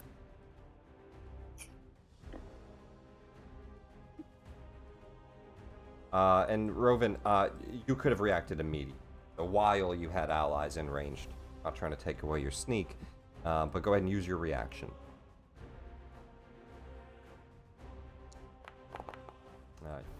Gunshot at him. All rolls are made with advantage. 25 hits. Yeah, so the gun aimed originally backwards. He exaggeratedly points it at the slits between the guy's eyes. What was that? A very nice shot right into the helmet. It kind of bounces around in the helmet. 13 points. As this in front of you looks like an actual facsimile made of this silver mist. silver goo. Well, at least now I don't have to feel as bad about it. So that's your reaction. Hagen, that turn narrow. Well, sneak attack damage, right? And sneak attack if you have an ally. You can add that in.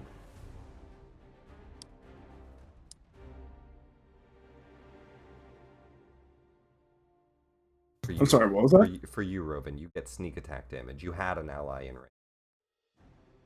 Oh, sorry about that. There we go. 12.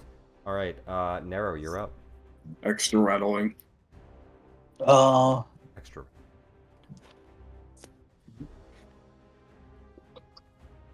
Excuse me. I'll say that. I'm going to shoot some more.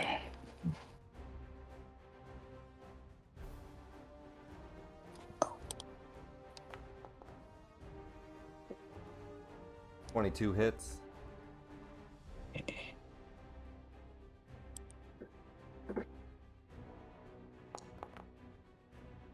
$27 also hits. Okay. Both onto the Death Knight. 2 heavy shots. 34 points on the first one. Very nice.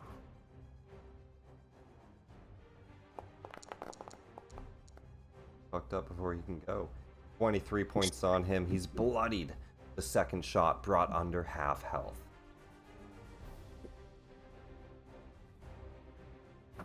And then, well, Sylvie to your south or a bonus action. oh,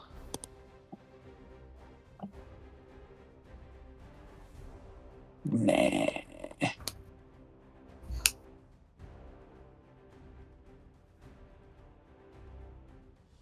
No to a bonus action? Yeah. Cause yeah, I don't really have anything, and then Sylvie can't get over there. Alright, so that is your turn. Roven, you're up. Appearing next to you. Reaction comes back, you quickly shoot out at him. But he looks like he's about to go, but you're a little bit quicker. So he shatter stab.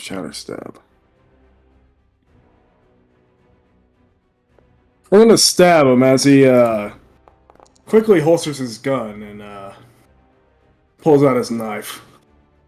You can crit fish, but that hits. Why do I keep forgetting? Goodness. I'll attack. Alright, 23 hits. Someday we'll remember this. Oh.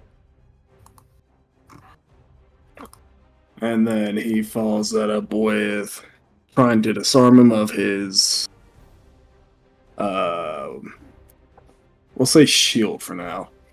I'm gonna say you can't disarm a shield. It takes a full Okay. action to take a shield off. It's kind of strapped on, but you could disarm the sword. Okay, I do that then. Or try to do that at least. So he has to make a strength saving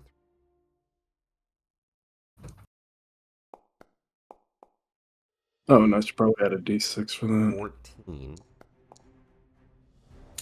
Oh, and he takes extra farming attack. A 14. I believe that does not make it, right? What's 17? So you quickly knock the silver sword out of his hand. Yeah, so he tries to use. Well, he has a shield in his hand too. Shit.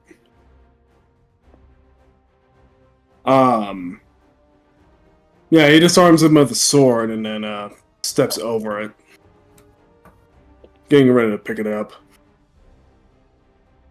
All right. Is that your turn? The bonus action. Did I do an extra attack? You did one attack. I did do one attack. Okay, so Second attack. and 25 hits. You always have advantage, but not a yeah, I one. don't know about that one. 25 hits. Yeah, so he just slices at his hand, slices at it up towards the arm, and moves over to And sneak.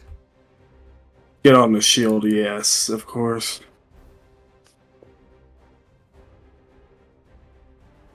I'm gonna start Where advocating for your I guys' believe it damage. is. We'll all learn how to do it without me. 11 points. Not bad. You stab him twice. You go to pick up the sword. It spills out of your hand in silver as it seems to liquefy back down and drip back up to him, forming again in his hand. But that's not his action this turn, as you see glowing in his hand an orb of fire and necromancy merging together in a swirling magic. He then unleashes it onto the That looks let's go. dangerous. and we will hit a hallway here, hitting basically just all of you guys in this big burst of necrotic fire damage. Watch out! Dexterity saves for everybody in that cross hallway. Sylvie, Nero, Oscar, Wormwood, and Roddigs.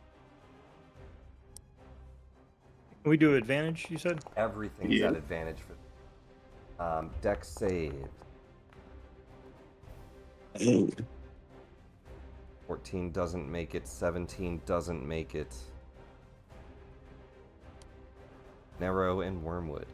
And Sylvie. Brutal. 14 doesn't make it. I need Sylvie and I need Nero. 29 makes it. One for Sylvie.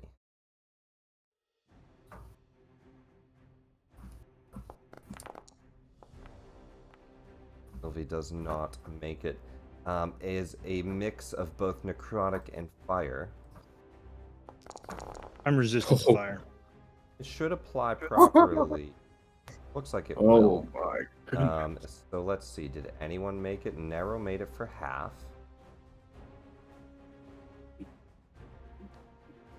And it looks like Roddigs, you take 48. It looks like it already accounts for that. Everybody, and 52 to Oscar. Everybody else takes 67. Badly injuring Wormwood. It still hits you for a good chunk of damage there. DC 24 concentration Roddigs, DC 30 concentration Wormwood.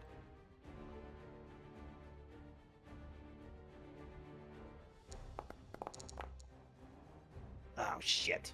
Spirit Ooh. Guardians falls off, and Wormwood, can you even make a DC 30 concentration? I don't think so. Don't have that high of a bonus. No. It explodes in the room, knocks both your concentrations out. Spike growth falls away, as does Spirit Guardian. And then you start to hear the zombies continuing down the hall. That is his Hellfire action. He then reforms that longsword in his hand, but that's his turn. Ogre zombies are, I think, all dead, so them out. Skeletons will have a couple. So skeletons, guys will. That's 40. So he's gonna dash up to here, up to here. So they dash and start to surround. Zombie get 5, 10, 15, 20.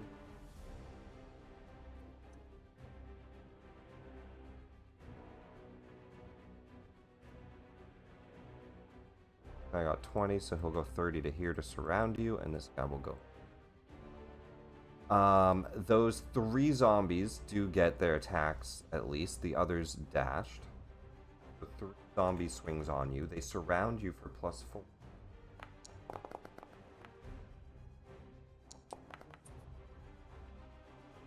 Still just zombies, though. 9, 14, and 17. I don't think any of the zombies get any hits on, but Rotigs, you find yourself now surrounded as the horde pushes through. At least some of them.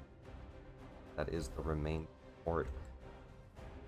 Roddigs is are going to up. look at the rest of the group and smile because he's so happy. He thought he wouldn't actually get a chance to seeing these guys up close and personal, and he's very happy that he did. Let's see here. We're gonna do.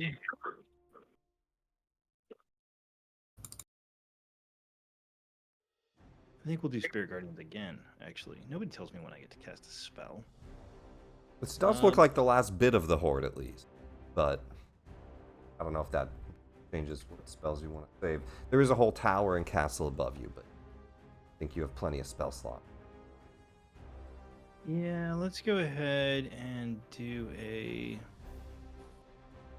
Do I have 2 5th level spell slots? Yeah, I'm just gonna cast a 5th level Spirit Guardians. All right, go ahead and cast that. Upcast it when it should show you a pop-up and give you a 5th level option. Place template or save versus damage? Place template. Okay.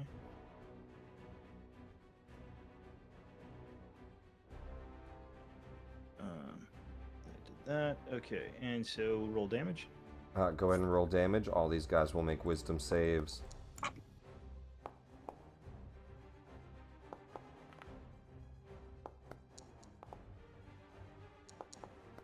I think they have to get a. Well, I guess they could get a 19. A 19 would save. Nat 20 gave them a 19. One of them saves. So. No, one of them fails. Oh, I thought they had a +2 to wisdom. Minus They 2 don't have- plus 2. Oh yeah, so they couldn't. They just can't save. Yeah, yeah. Give me a decent one. Look at that. They just 22. can't save. 22 points of radiant damage to 5 targets. They appear around you and describe, I guess, the Spirit Guardians. They completely annihilate these 5. I picture radiant, angry, drunken dwarves that are very tiny, just flitting around me and hitting everything with big hammers. The hammers are as big as the Spirit Guardians themselves are. Very nice. A horde of dwarves made of radiant light smash down the horde of... I will say, I'm just going to do squigglies on the ground. This whole area is full of corpses, therefore is difficult terrain. Can you move my... Yep. Alright, you move forward. I'm trying to think if there's any way I can get another couple of feet forward, but I don't think there really is. 25 gets you there. You'd have to go 40 to get past Oscar. Yeah, and I use my action to cast the spell, so I guess Either that's way, fine. next round you can get to him. Actually, I could go up to here. Couldn't I? Yeah. I'll go up to there. Okay. Oh, line of sight? Yeah. Wormwood. Just in case. Wormwood, you're badly injured. Its concentration falls off, but you're still alive at the end of that blast of fire.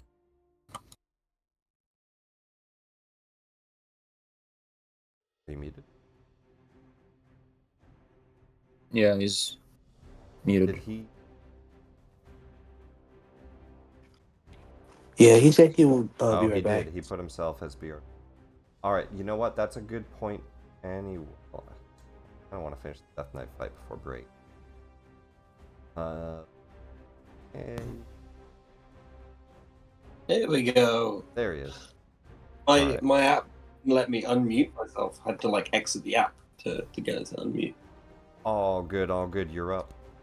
Badly wounded by necrotic and fire damage as an orb explodes in the room. Yeah, looking pretty bad. But I'm wondering. Zombies all look cleared away as Rodix does another spiritual guardian, finishes off the last ones. Now just the Death Knight. Just the Death Knight. I think I'm a little sick of this shit. Actually, no, not sick of this shit.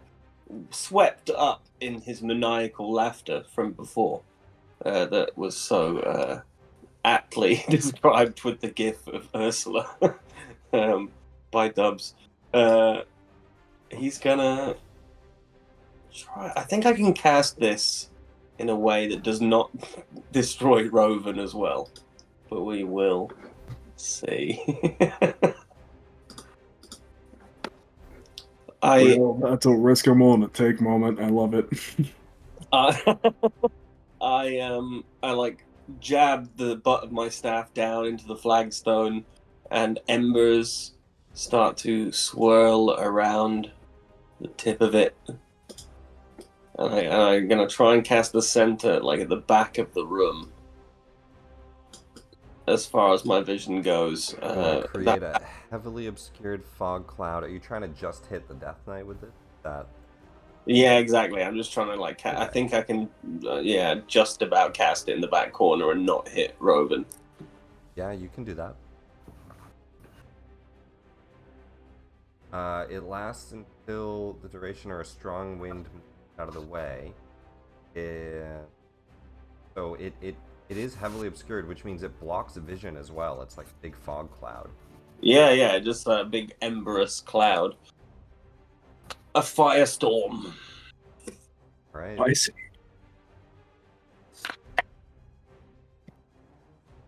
I don't know when it does damage. When the Death cloud Knight appears, yeah. So 10d8.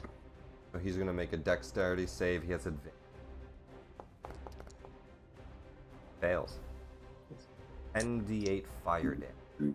4, 5, 6, 7, 8, 9, 10. Nice. Not bad. A lot of 8s in there. 45 points of fire damage as the cloud starts to whirl around him and burn him. And as the light's flickering down the hallway off of Wormwood's face, he's just continuing to cackle. Top of the round, Oscar. Oh, all right. Well, I will charge forward, of course, and strike him. Now this is a little bit odd. You can't see him now. He's heavily obscured, so it would. I mean, I know where he is. It would be advantage disadvantage though. I mean, it's not like I can do anything about that. Yep. So straight roll. Nice. You swing into the cloud, but he ducks below the attack. Well, what? But he's blind. Well, how does that work? Because he's also he also can't see blinded me. and can't see, but in a fog cloud, you can't see him, and attackers that you can't see you make with disadvantage. He does all. There is also unseen attacker, but there's only so many things that can cancel each other out.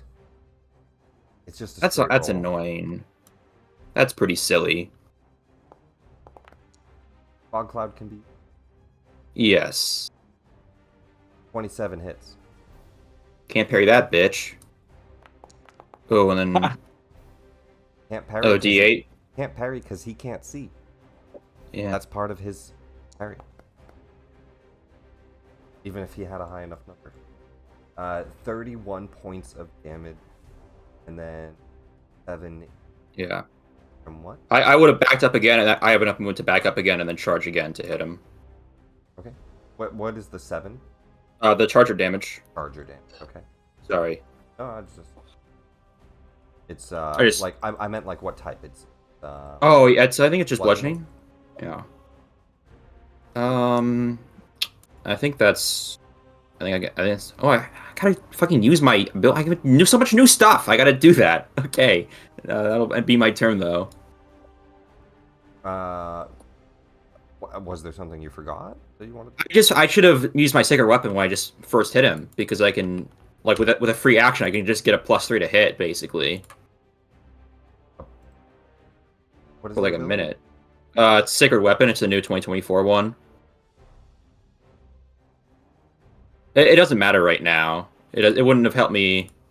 Add your charisma modifier to your attack roll. Yeah. I see. Okay, so you basically imbue your weapon as you take an attack action. It's free. Spend one of your channel when you take the attack action. You can spend one of your channel divinities. So it's not free. It takes a channel divinity.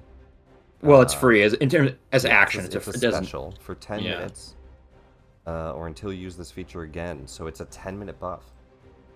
Oh. I'm not gonna use it, but I gotta remember. I gotta like put something in my corner or something to remember that You stuff. can put But it under sorry. favorites. Yeah, drop under your favorites. Oh, okay, cool. All right, Yeah, perfect. drag and drop of favorites is what I do. All my things. Still alive, though. Now in this burning cloud of smoke and fire that's filled the room, Hagen, you're up. Oh boy. Can't see him. Have to switch spells.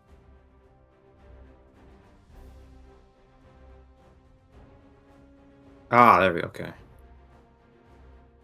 Yeah. You can still make attack rolls at him, just straight rolls, as the advantage will push you to straight at a distance.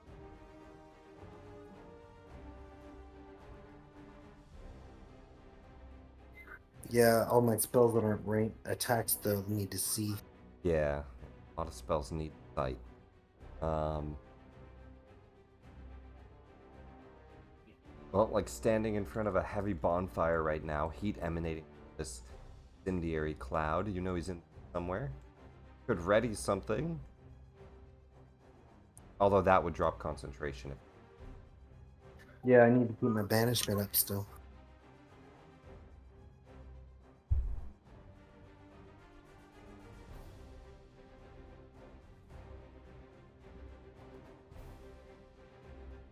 What's a small AoE do I got?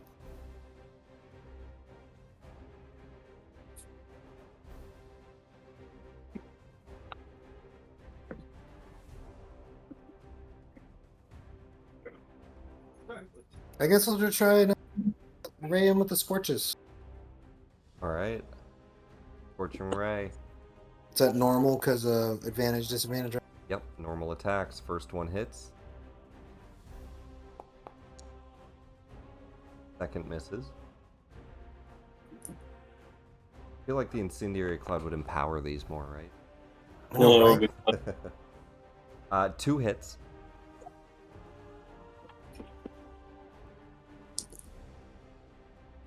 For D6 fire damage. Unless you upcast it.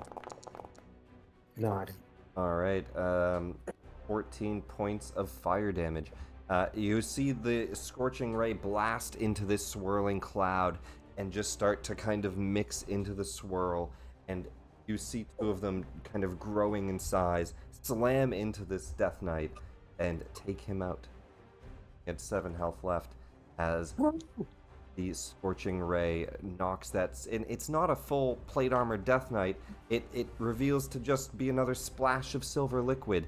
That as he dies, you also see the sphere. It has taken a lot of damage in this and collapses down to just a pool of liquid on the ground. Crying sphere breaks. Combat comes.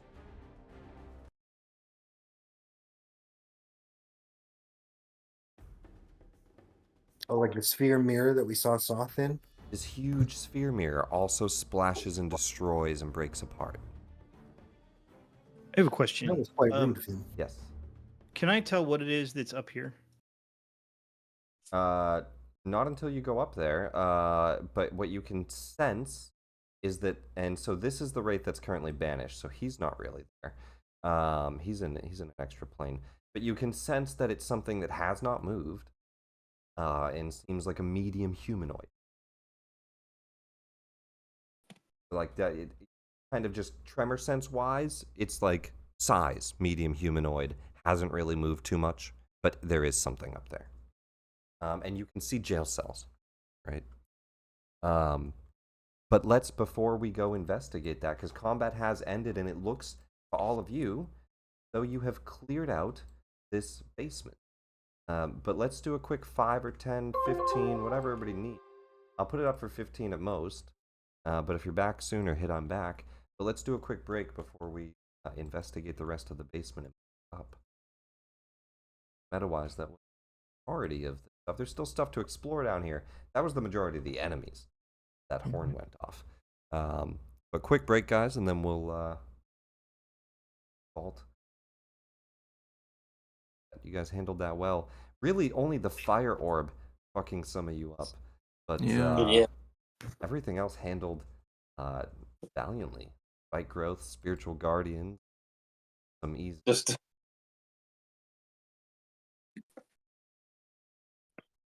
Let's break music.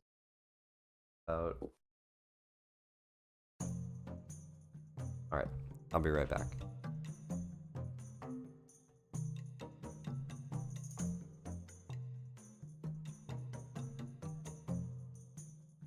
You know, I wonder if we get a empty bottle filled with that silvery liquid, if it could still technically work as a scrying device.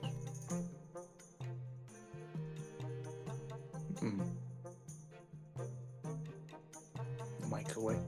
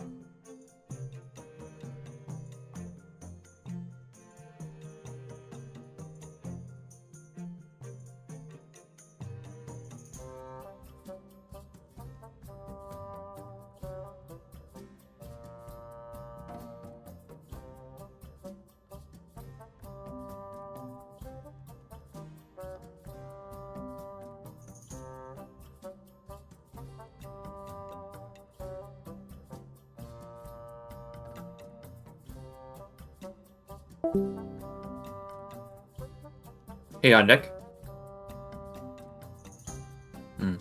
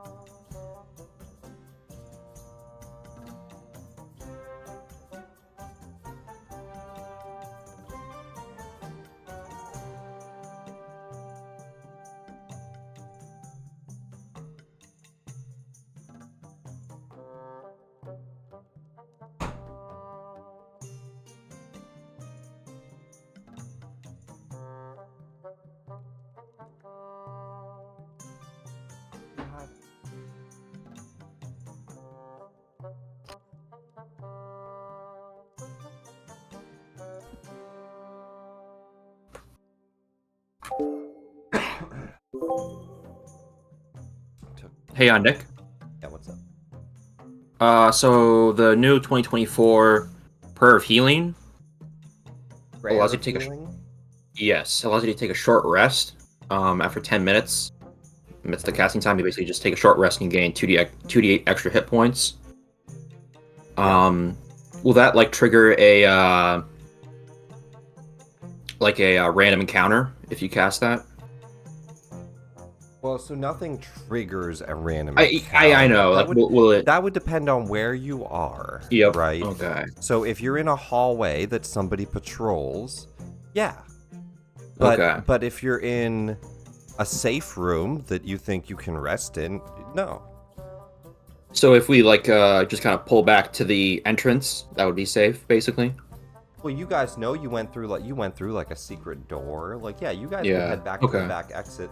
Would you be safe? I mean, there's always a chance that like somebody comes down and checks on these guys. You don't know the routine inside Yeah. here. You know, if you scoped this out and you were like, oh, every hour they change people in the basement. But these are undeads, so you doubt that, right? Now, what you do know is that you guys just scried to Lord Soth. Yes. And he knows you're in his... Now, he doesn't live here. Oh, okay. But he's got a dragon, apparently. Well, that's art that you don't know. Okay. yeah, Dragoth Castle. Let me see if I can find Dargoth Castle. I don't know what if there's like a We can do map history. of his lair. Well, I'm trying to do history with Google right now.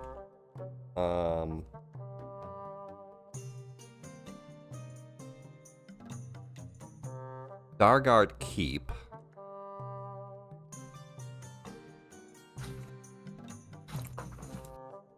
Is there a map? What is the chances there's actually a map of this area?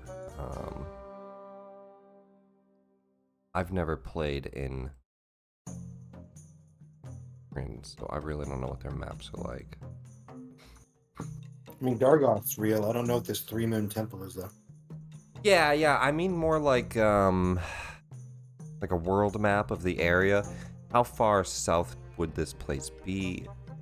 I don't really know. I can tell you at a minimum, they don't expect him to show up here. So Okay. it's within his territory, but it's not the castle he's in. So you've alerted like the owner of the castle, but he's not here. What that means for anything, like you don't know who he might be able to tell or what might happen upstairs, but they at least know somebody's in their basement now. Yeah. So you're saying the princess is in another castle? Yeah, but you guys know that you're here for a rod piece. That is here. Dang. I was looking forward to fighting a Death Knight on a dragon. That would have been fucking awesome. Well, we gotta. I know. You gotta pace that out a little bit. You gotta meet Lord Soth and deal with it first. And Yes. and so far, we've dealt with we've dealt with Drow in the Underdark. We've dealt with Warforged in Eberron. Everything should tie in at the end, I think. Yeah. So there's a lot of stuff that you don't battle the last boss. Yes. We'll all have fun in the end.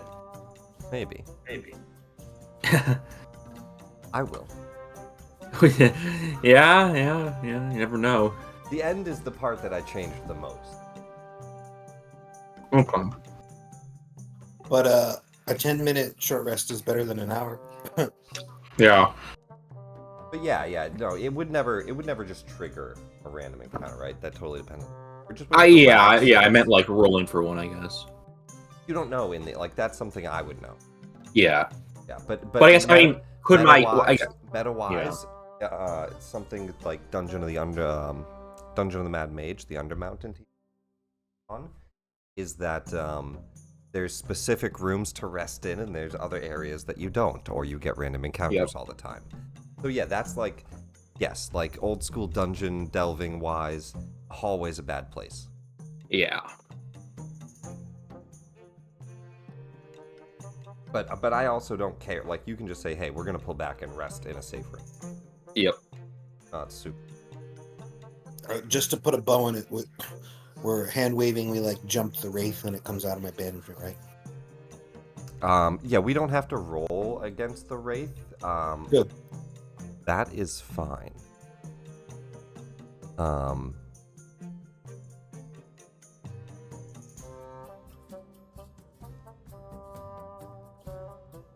Okay.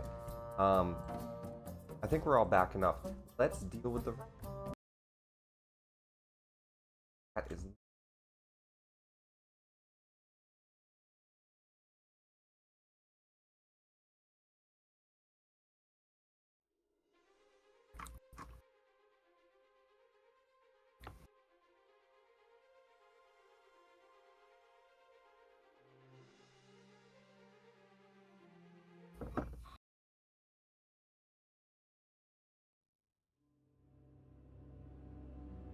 The Wraith remanifests.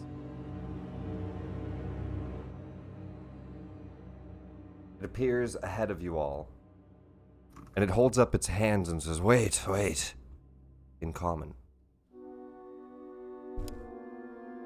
Shadow talks.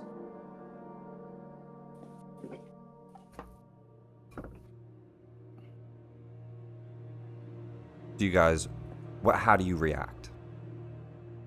I feel like Rodix wants to go up and shake his hand to show him that he's doesn't mean any harm. With his mace, right? No, he's just gonna walk right up to him and just shake his hand. It's nothing, no big deal. I mean, I think Wormwood would try limply to like restrain, like, oh, don't do that. Rodix, Try- are we saying walk up with spiritual guardians up? Or are we I mean, I saying didn't say I was- actually walk up? I didn't say I was dropping concentration on it. That's what I'm wondering. Okay. I just So- want to walk up and say hi. You know, just to be neighborly. You know. And so absolutely, and so we're not rolling initiative against him. So really, just more thematically, narratively, what do? Do you try to lure him into it? I mean, he can see it. I'm gonna take one step towards him. He says, "Wait, I mean you no harm. My name is Gorthel."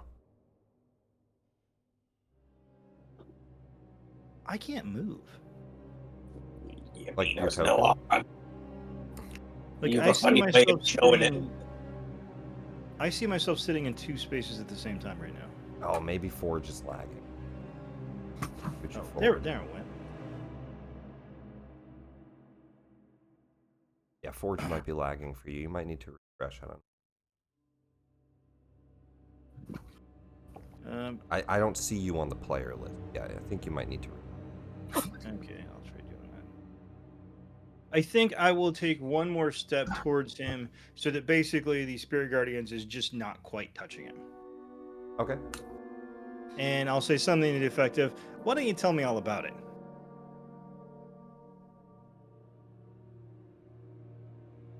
He holds out a key. I have the key to the prisons. I will give it to you. Is there a fuzzy man in there? A lycanthrope. He's under the effect of the red moon. Oh, Spare excellent. me and I will tell you more.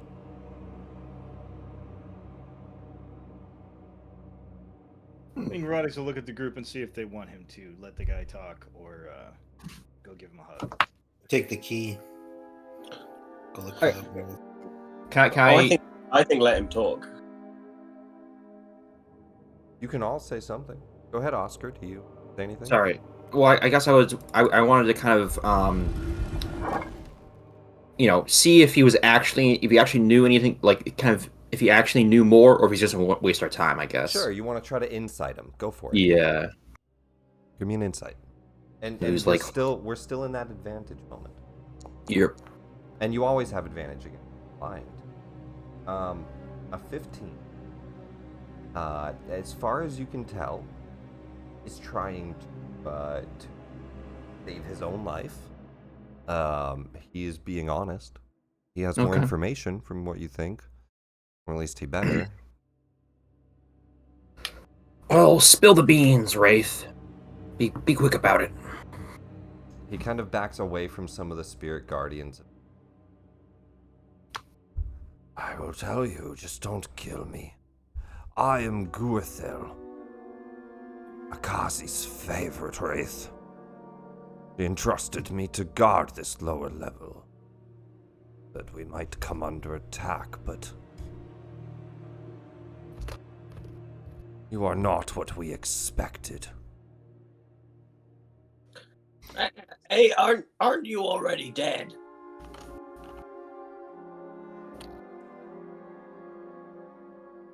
It's technically Like true. you said like we'll kill you, but I mean, isn't that ship sailed? I am undead. Tell us more about your master. What are her powers? What can she do? Akazi is a necromancer. He works with the Black Rose Bears. She helps create soldiers for Lord Soth's armies.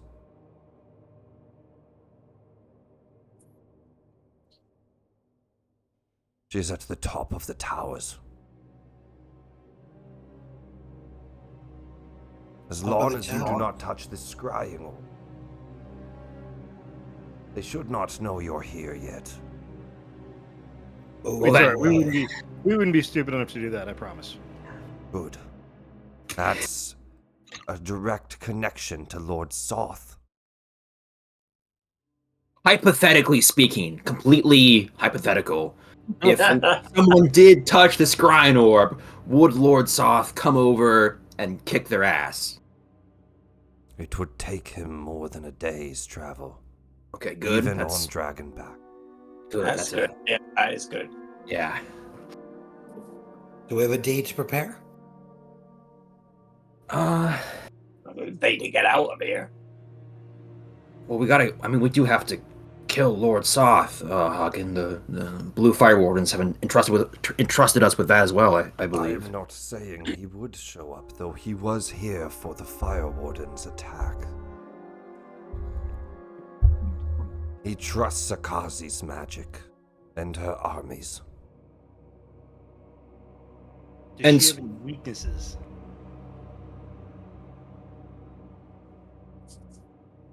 She does not have weaknesses per se, but I know that she uses the moonlight and her mirrors to harness it, and those have powers. Right, so we just got to destroy the moon then. Well, maybe the mirrors? They're at the top of the towers. One Oh, for I I don't know each if you guys moon. know that the moon, is actually quite far away. I know that it's far away. It was a glib comment. My friend tried to walk there once. Took him forever. He never quite made it. That's an impressive friend you got there.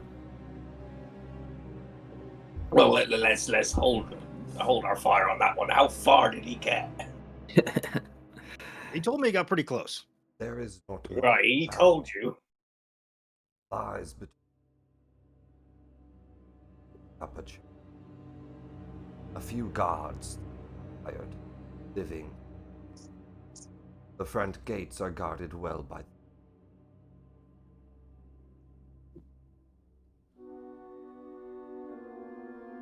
Well, is How there many- a back gate? Back end. That would be good.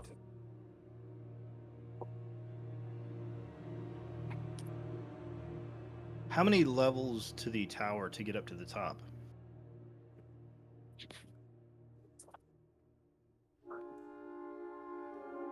Going off the map, and I'm sure there's more than this, but let's take a look.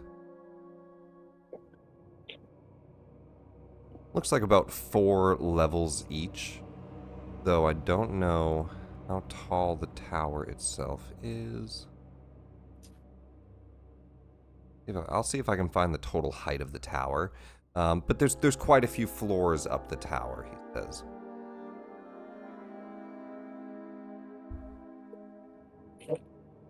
I couldn't help noticing that one of your buddies was flying around. Can you guys fly?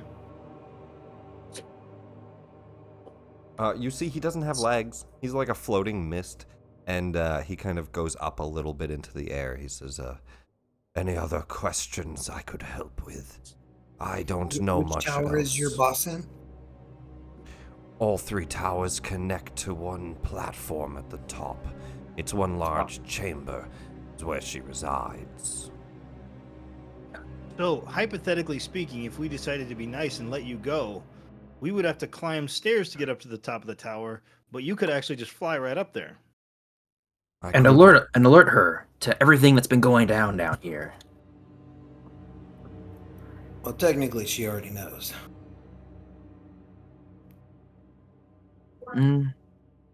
She knows that there's intruders. She doesn't know, what we look like, what we have. He kind of has seen us. He knows a little more about our capabilities. Should she find out I escaped with my life, she would likely kill me. Unless you gave her some information, then she might be a little nicer, huh? Unlikely. She knows little mercy.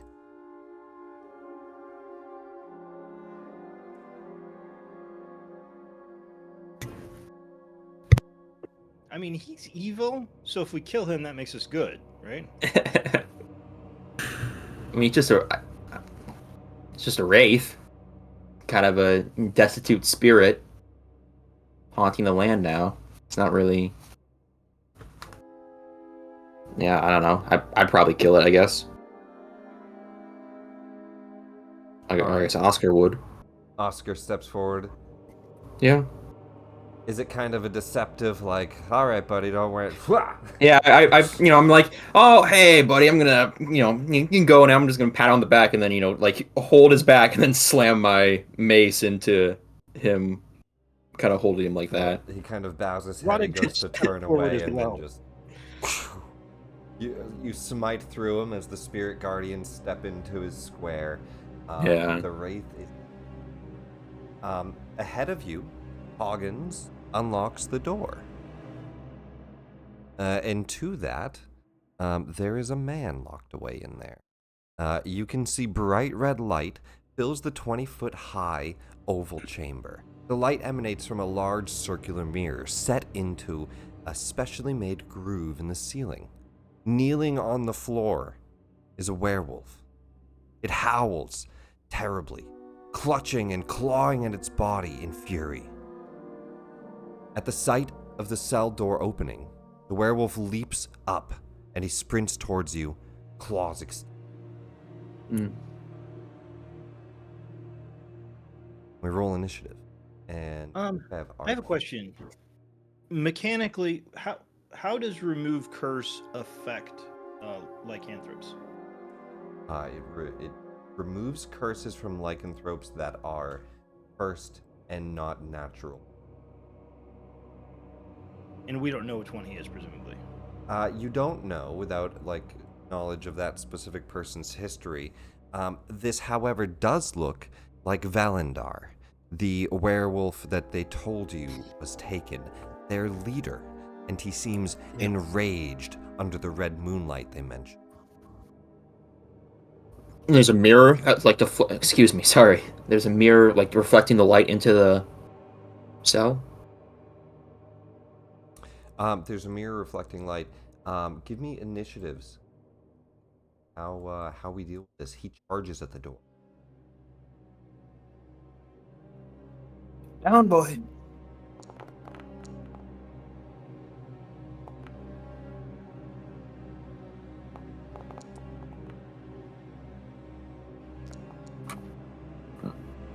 All right.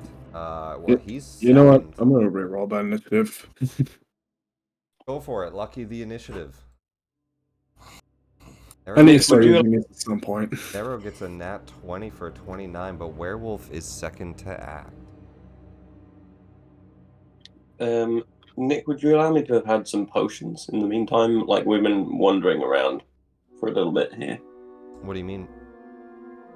Alright. Oh, okay, yeah, I suppose if they're short term, then it doesn't work, but give me a sec. Oh, you mean drink a potion? Is that what you're asking? Yeah, exactly. I have certainly potion of healing because I'm doing pretty bad superior.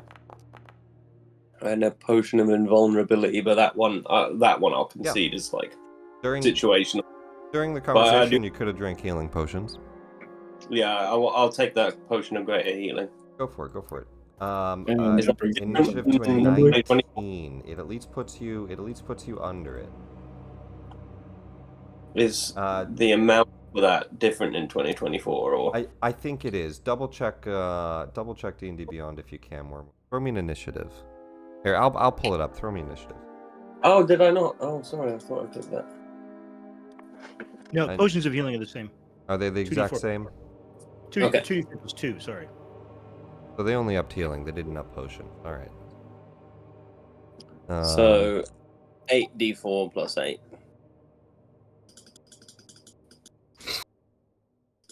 That plus Here 8. it is. Yeah. It's 2d4 plus 2 for the first one. What type are you using?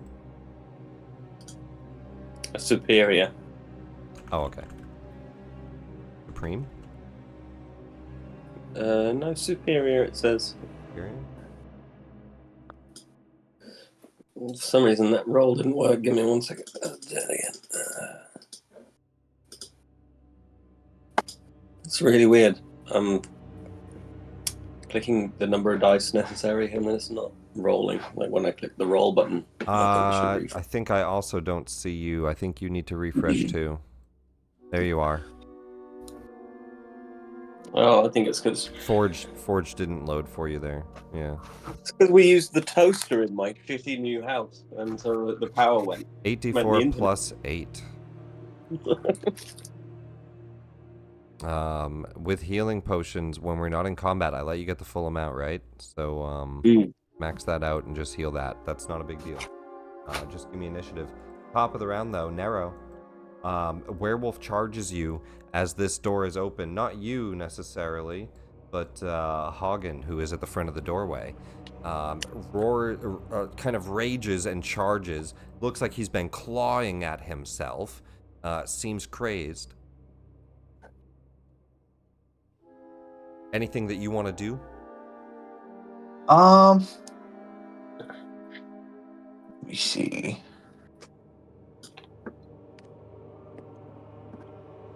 Because you know that the red light is doing that, right? You know that. You guys were told that assault from the werewolves was counteracted by a red moonlight, and you can see a mirror on the ceiling shedding red moonlight down into this chamber.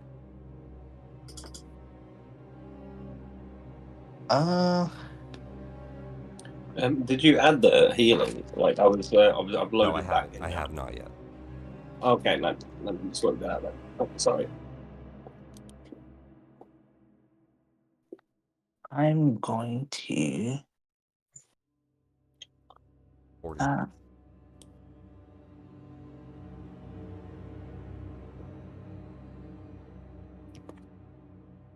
I'm going to move back, and I'm ready in action just in case. Okay, so you just want to ready your gun? Yes, but I'm not trying to shoot him or anything, but just in case. He's going to lunge forward and strike out at Hagen. I'm my giant bubble, but I'm gonna hit him with the blinding flare, so he has disadvantage. Disadvantage on the first strike, alright. Natural 1 against a natural 20.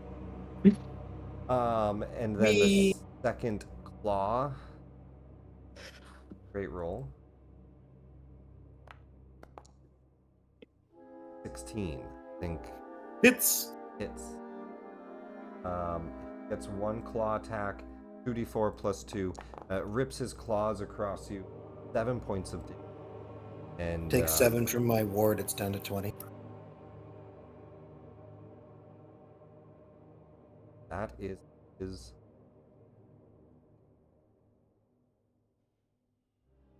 Roddigs. Still have your spiritual guardians up. 10 minutes hasn't passed, so these are still fluttering around you. Just took care of the wraith. The door unlocks. Werewolf charges forward. So I'm assuming we do not want to kill this guy. So you guys were told this was the leader of their tribe, right? He was taken the last not tribe, they're the wardens. They're army, I guess. I don't know if they're a full army. But yeah. Could I attempt to grapple him? You could, but spirit guardians would damage him, right? So Only if I wanted it to. I think you can only choose that when you summon the spell, unless they change the wording.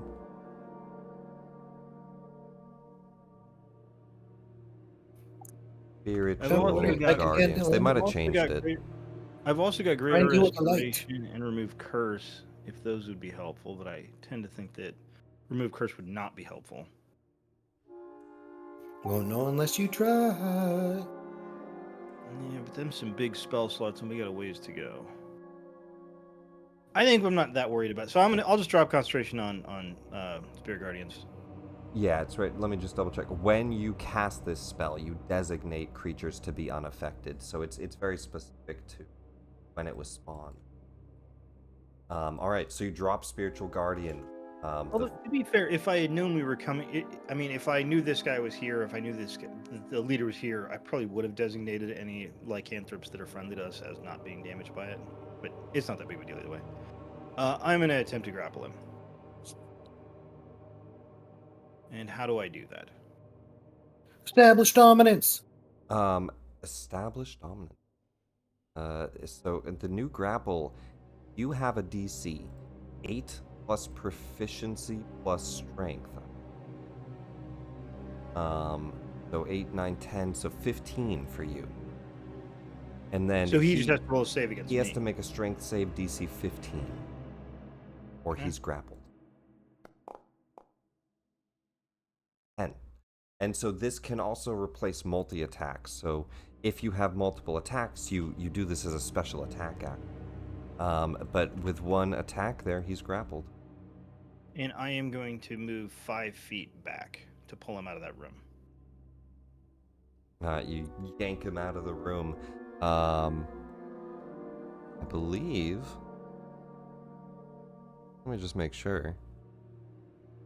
Yeah, I believe once he's out of it, he does start to calm down.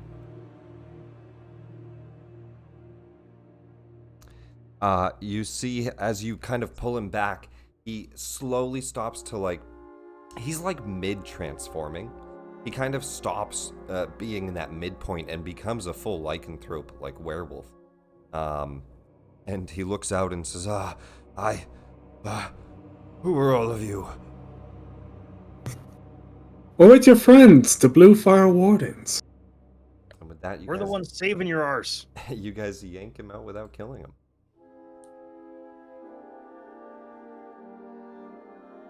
Get Valendar out of his chamber. He looks back and he just points at the red moonlight and he says, yeah, it's magic. It's enraged me.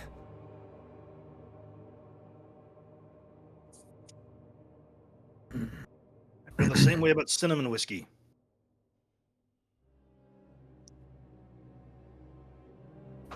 I'm no longer raged, but He looks down at his clawed hands. I feel as though I'm stuck like this.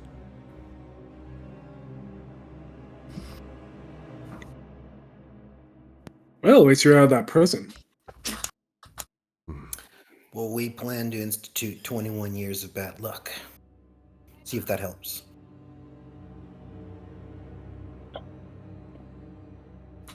Don't understand, but I thank you for saving me. Truly.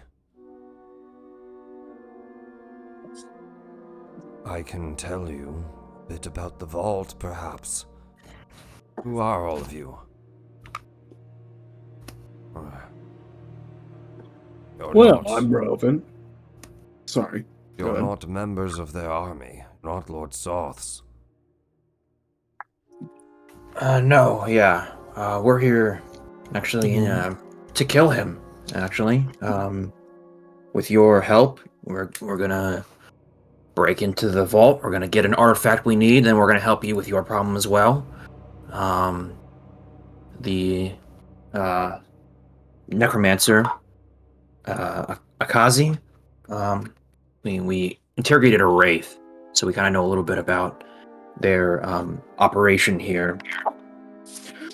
And so yeah, we're gonna go up there and we're gonna take her out and then wait for Lord Soth to come. So, how are we gonna kill this Lord Soth again? The normal way we do most killing, I guess. I mean, Just stab him. yeah. Stab him, shoot him, spell him, Yeah. banish him maybe. You know, we can do a lot of things. Oh my. Yeah, but that might only work for a short while. If he is, Death Knight, isn't he an undead or something? Yep, that's why you got me and Rodriguez. We got enough radiant damage to blast him straight into limbo. I feel like Roddick would try and explain things as he understands them because he doesn't really fully understand what's going on. And he would say, you see, there's this wizard that had a stick and he broke the stick up into a bunch of different pieces. And then I guess he lost them and we're supposed to find him. Yeah, the rod pieces. I know the artifact you speak of, though. We didn't call it a rod. Its power was taken by the necromancer up top. The towers. Well, let's go kill her to death. The ritual, it has to be stopped. If you're all willing to help, I'll go with you. Can you Maybe fight? you should leave the light before you go friggin' crazy again. You might be a liability to us. If you think so, I understand. I think we can handle one little necromancer lady and her mirrors. Well, Thank you all. hopefully. I feel like men need you more than we do. Make sure you prepare well. I did not. Do you have any information on the ritual she's conducting? You said. Only that it requires the balance of all 3 moons. Will that Then happen? Interrupt the balance, and you should be able to stop the ritual. How do we interrupt the balance of celestial objects? Destroy the celestial objects. Well. Okay. There are other mirrors like the one on my cell.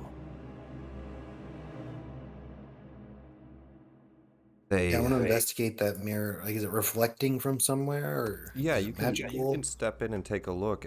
He says that they are the key to unbalancing the magic. And the mirror in his cell, it seems to be like a red moonlight mirror, so just shining light from it. Removing it from the ceiling doesn't really require a lot of effort. It's kind of just laid into 2 slots. And it seems to be able to move and continue to shine this light. It is not like a funnel of light from above. It is an actual mirror shooting out red light.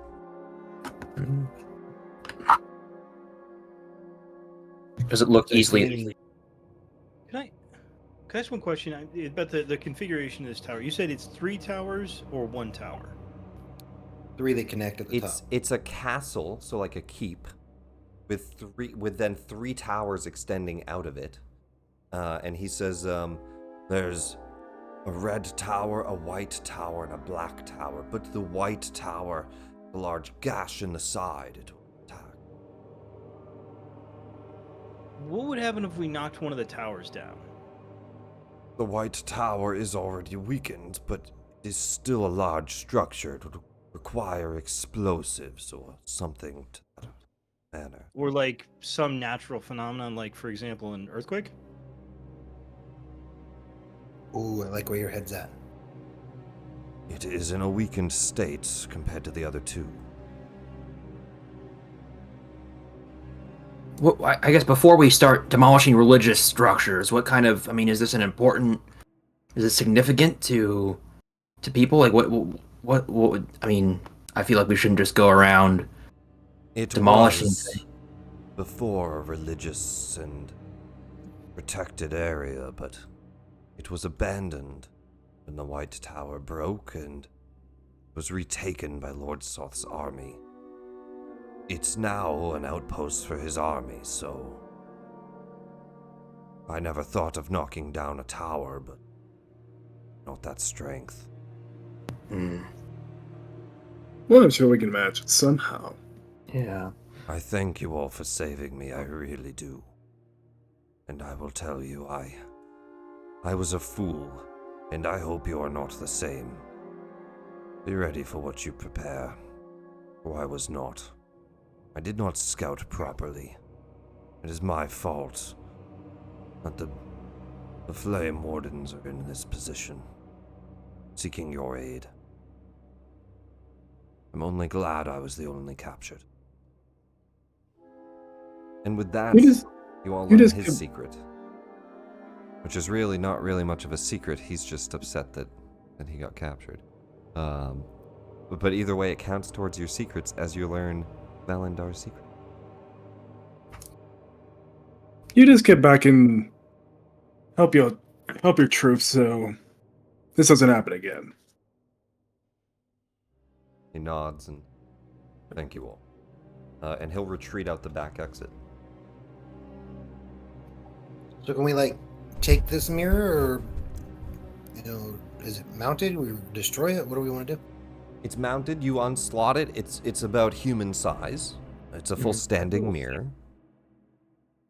but it's just an object. You can carry it around. It emanates bright light for 30 feet and dim light for another 30.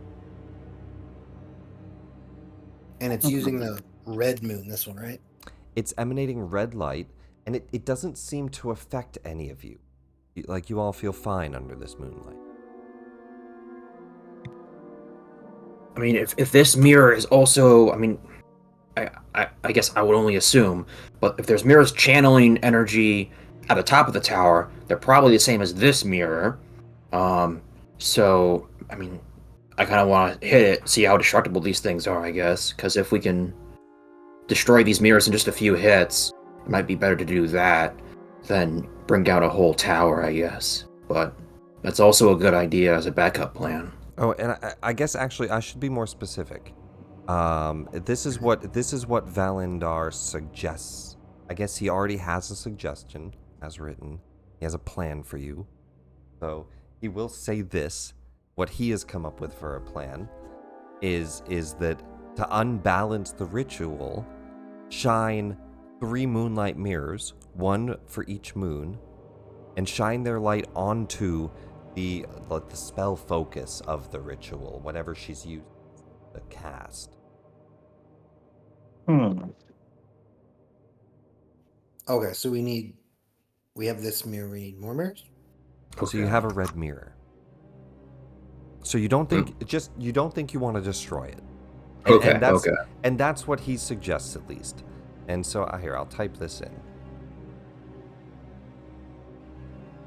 He suggests that you find the 3 moonlight mirrors, 1 for each moon, and shine their light onto the different lunar crystals to unbalance the crystal's magic. So he wants you to unbalance the ritual. He thinks that'll stop it. That being said, you guys go about this how adventurers go about it. That's just what he says. But I mean, I guess I mean we could probably also destroy the crystals as well, right? I mean, we don't know, but that seems reasonable to assume.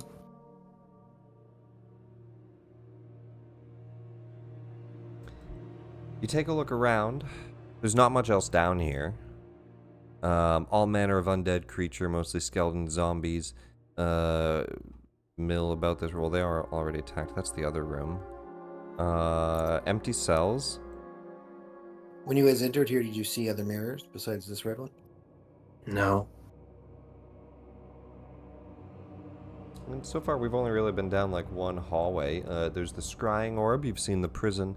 To the south, there's more tunnels and passages. To the northeast, and through that door, you find a stairway that goes up, and it looks like this is also where all the undead were kind of hoarded. So there's more rooms on the southeast for sure, and then there's a stairway here on the northeast. Let me just make sure that stairway's actually there. Pretty sure it is. B9. Yeah. I guess it goes a spiral staircase ascending 50 feet. Before we charge blindly into battle, Roddigs, maybe let's just pull back for a second, and I can do a prayer for all of us, and regain some vitality. He's gonna grunt angrily, but he'll come back. Do you want to do it, or do you want me to do it? I guess if you have, I mean, meta-wise, I guess I was gonna cast Prayer of Healing. Yeah. So I have okay. the same spell, and I have way more spell slots. Yeah, you can go for it then. You know Hagen to be quite good at healing.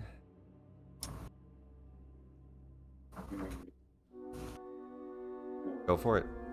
Hagen, he lets you cast a prayer of healing. The group kind of reconvenes into the back room.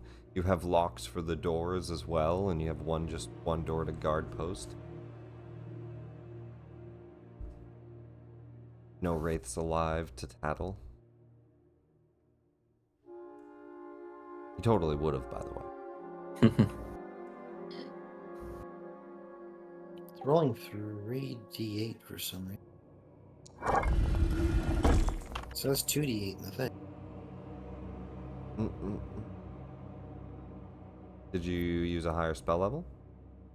Well, I think I hit 2nd level. 2d8 hit points.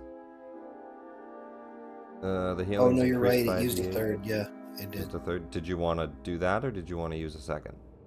No, I want you to say. Okay. So let's just say. Yeah, just roll 2d8. Hit 2d8. Well, wait, are you out of second level slots though? No, Oh, no, I okay. had one left.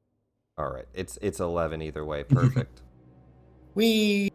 All right. So 11 healing to everybody with a prayer of healing, and you guys take a 10-minute short rest.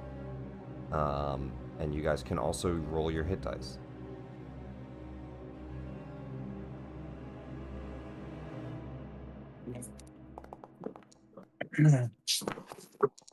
You have got to be kidding me. Oh my goodness. Brutal. And you can hit the short rest button. Anything that refreshes on a short rest. goes 1, back. 1, and 3. We're God throwing a lot bless. of Oh, there ones we go. out. Yeah. There's a 9.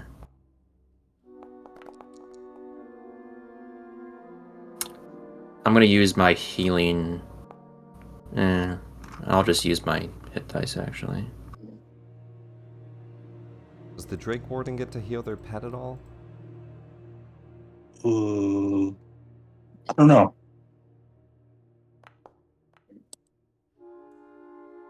It remains until it's reduced to 0 hit points. Doesn't really say anything about it short resting. Okay. I'm gonna say only it either gets healed or just slowly whittles down. Okay.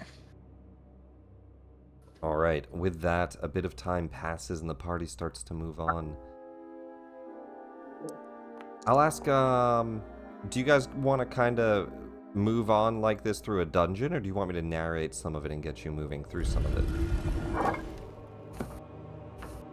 I don't know. Can we go down and just check out this area over here just to make sure? Yeah, you take a look through there. That is the chamber that looks like all of the undead kind of lived in. It stinks. There's just blood and flesh on the ground and bones in the corners from all the ghouls eating. But just a nasty big chamber. I guess the question I would have is: are there multiple stairs up that seem to align with towers, or are we like? Well, yeah, you definitely think this is a big area, right? So you know there's a lot to the south you could still check out. But not that you have to. Your main goal is to get to the top. So if you want to go up here, you can go up here. Or you think Yeah, you can go if south. we have a and- red mirror and we could go to either the black or the white tower, I'm assuming that's where we'll find another mirror. We should probably clear this area before we move on to any other, so we don't get snuck up on. I think when the white blew the dinner bell, we drew them all. And everything above us knows we're here because of the, video conference call I made. Yeah. As you get to that room, Oscar, and Okay. you say, yeah, you see something Yeah, standing man. there, holding out, and I'll share art, holding out a glass chamber with a black rose in it. You see, he looks kind of like a mummy, standing there in black robes, gold embroidery, much kind of like the same stylization as that armor you saw, and he has a black rose in this container, and he's just standing there, and he looks at you as you walk in.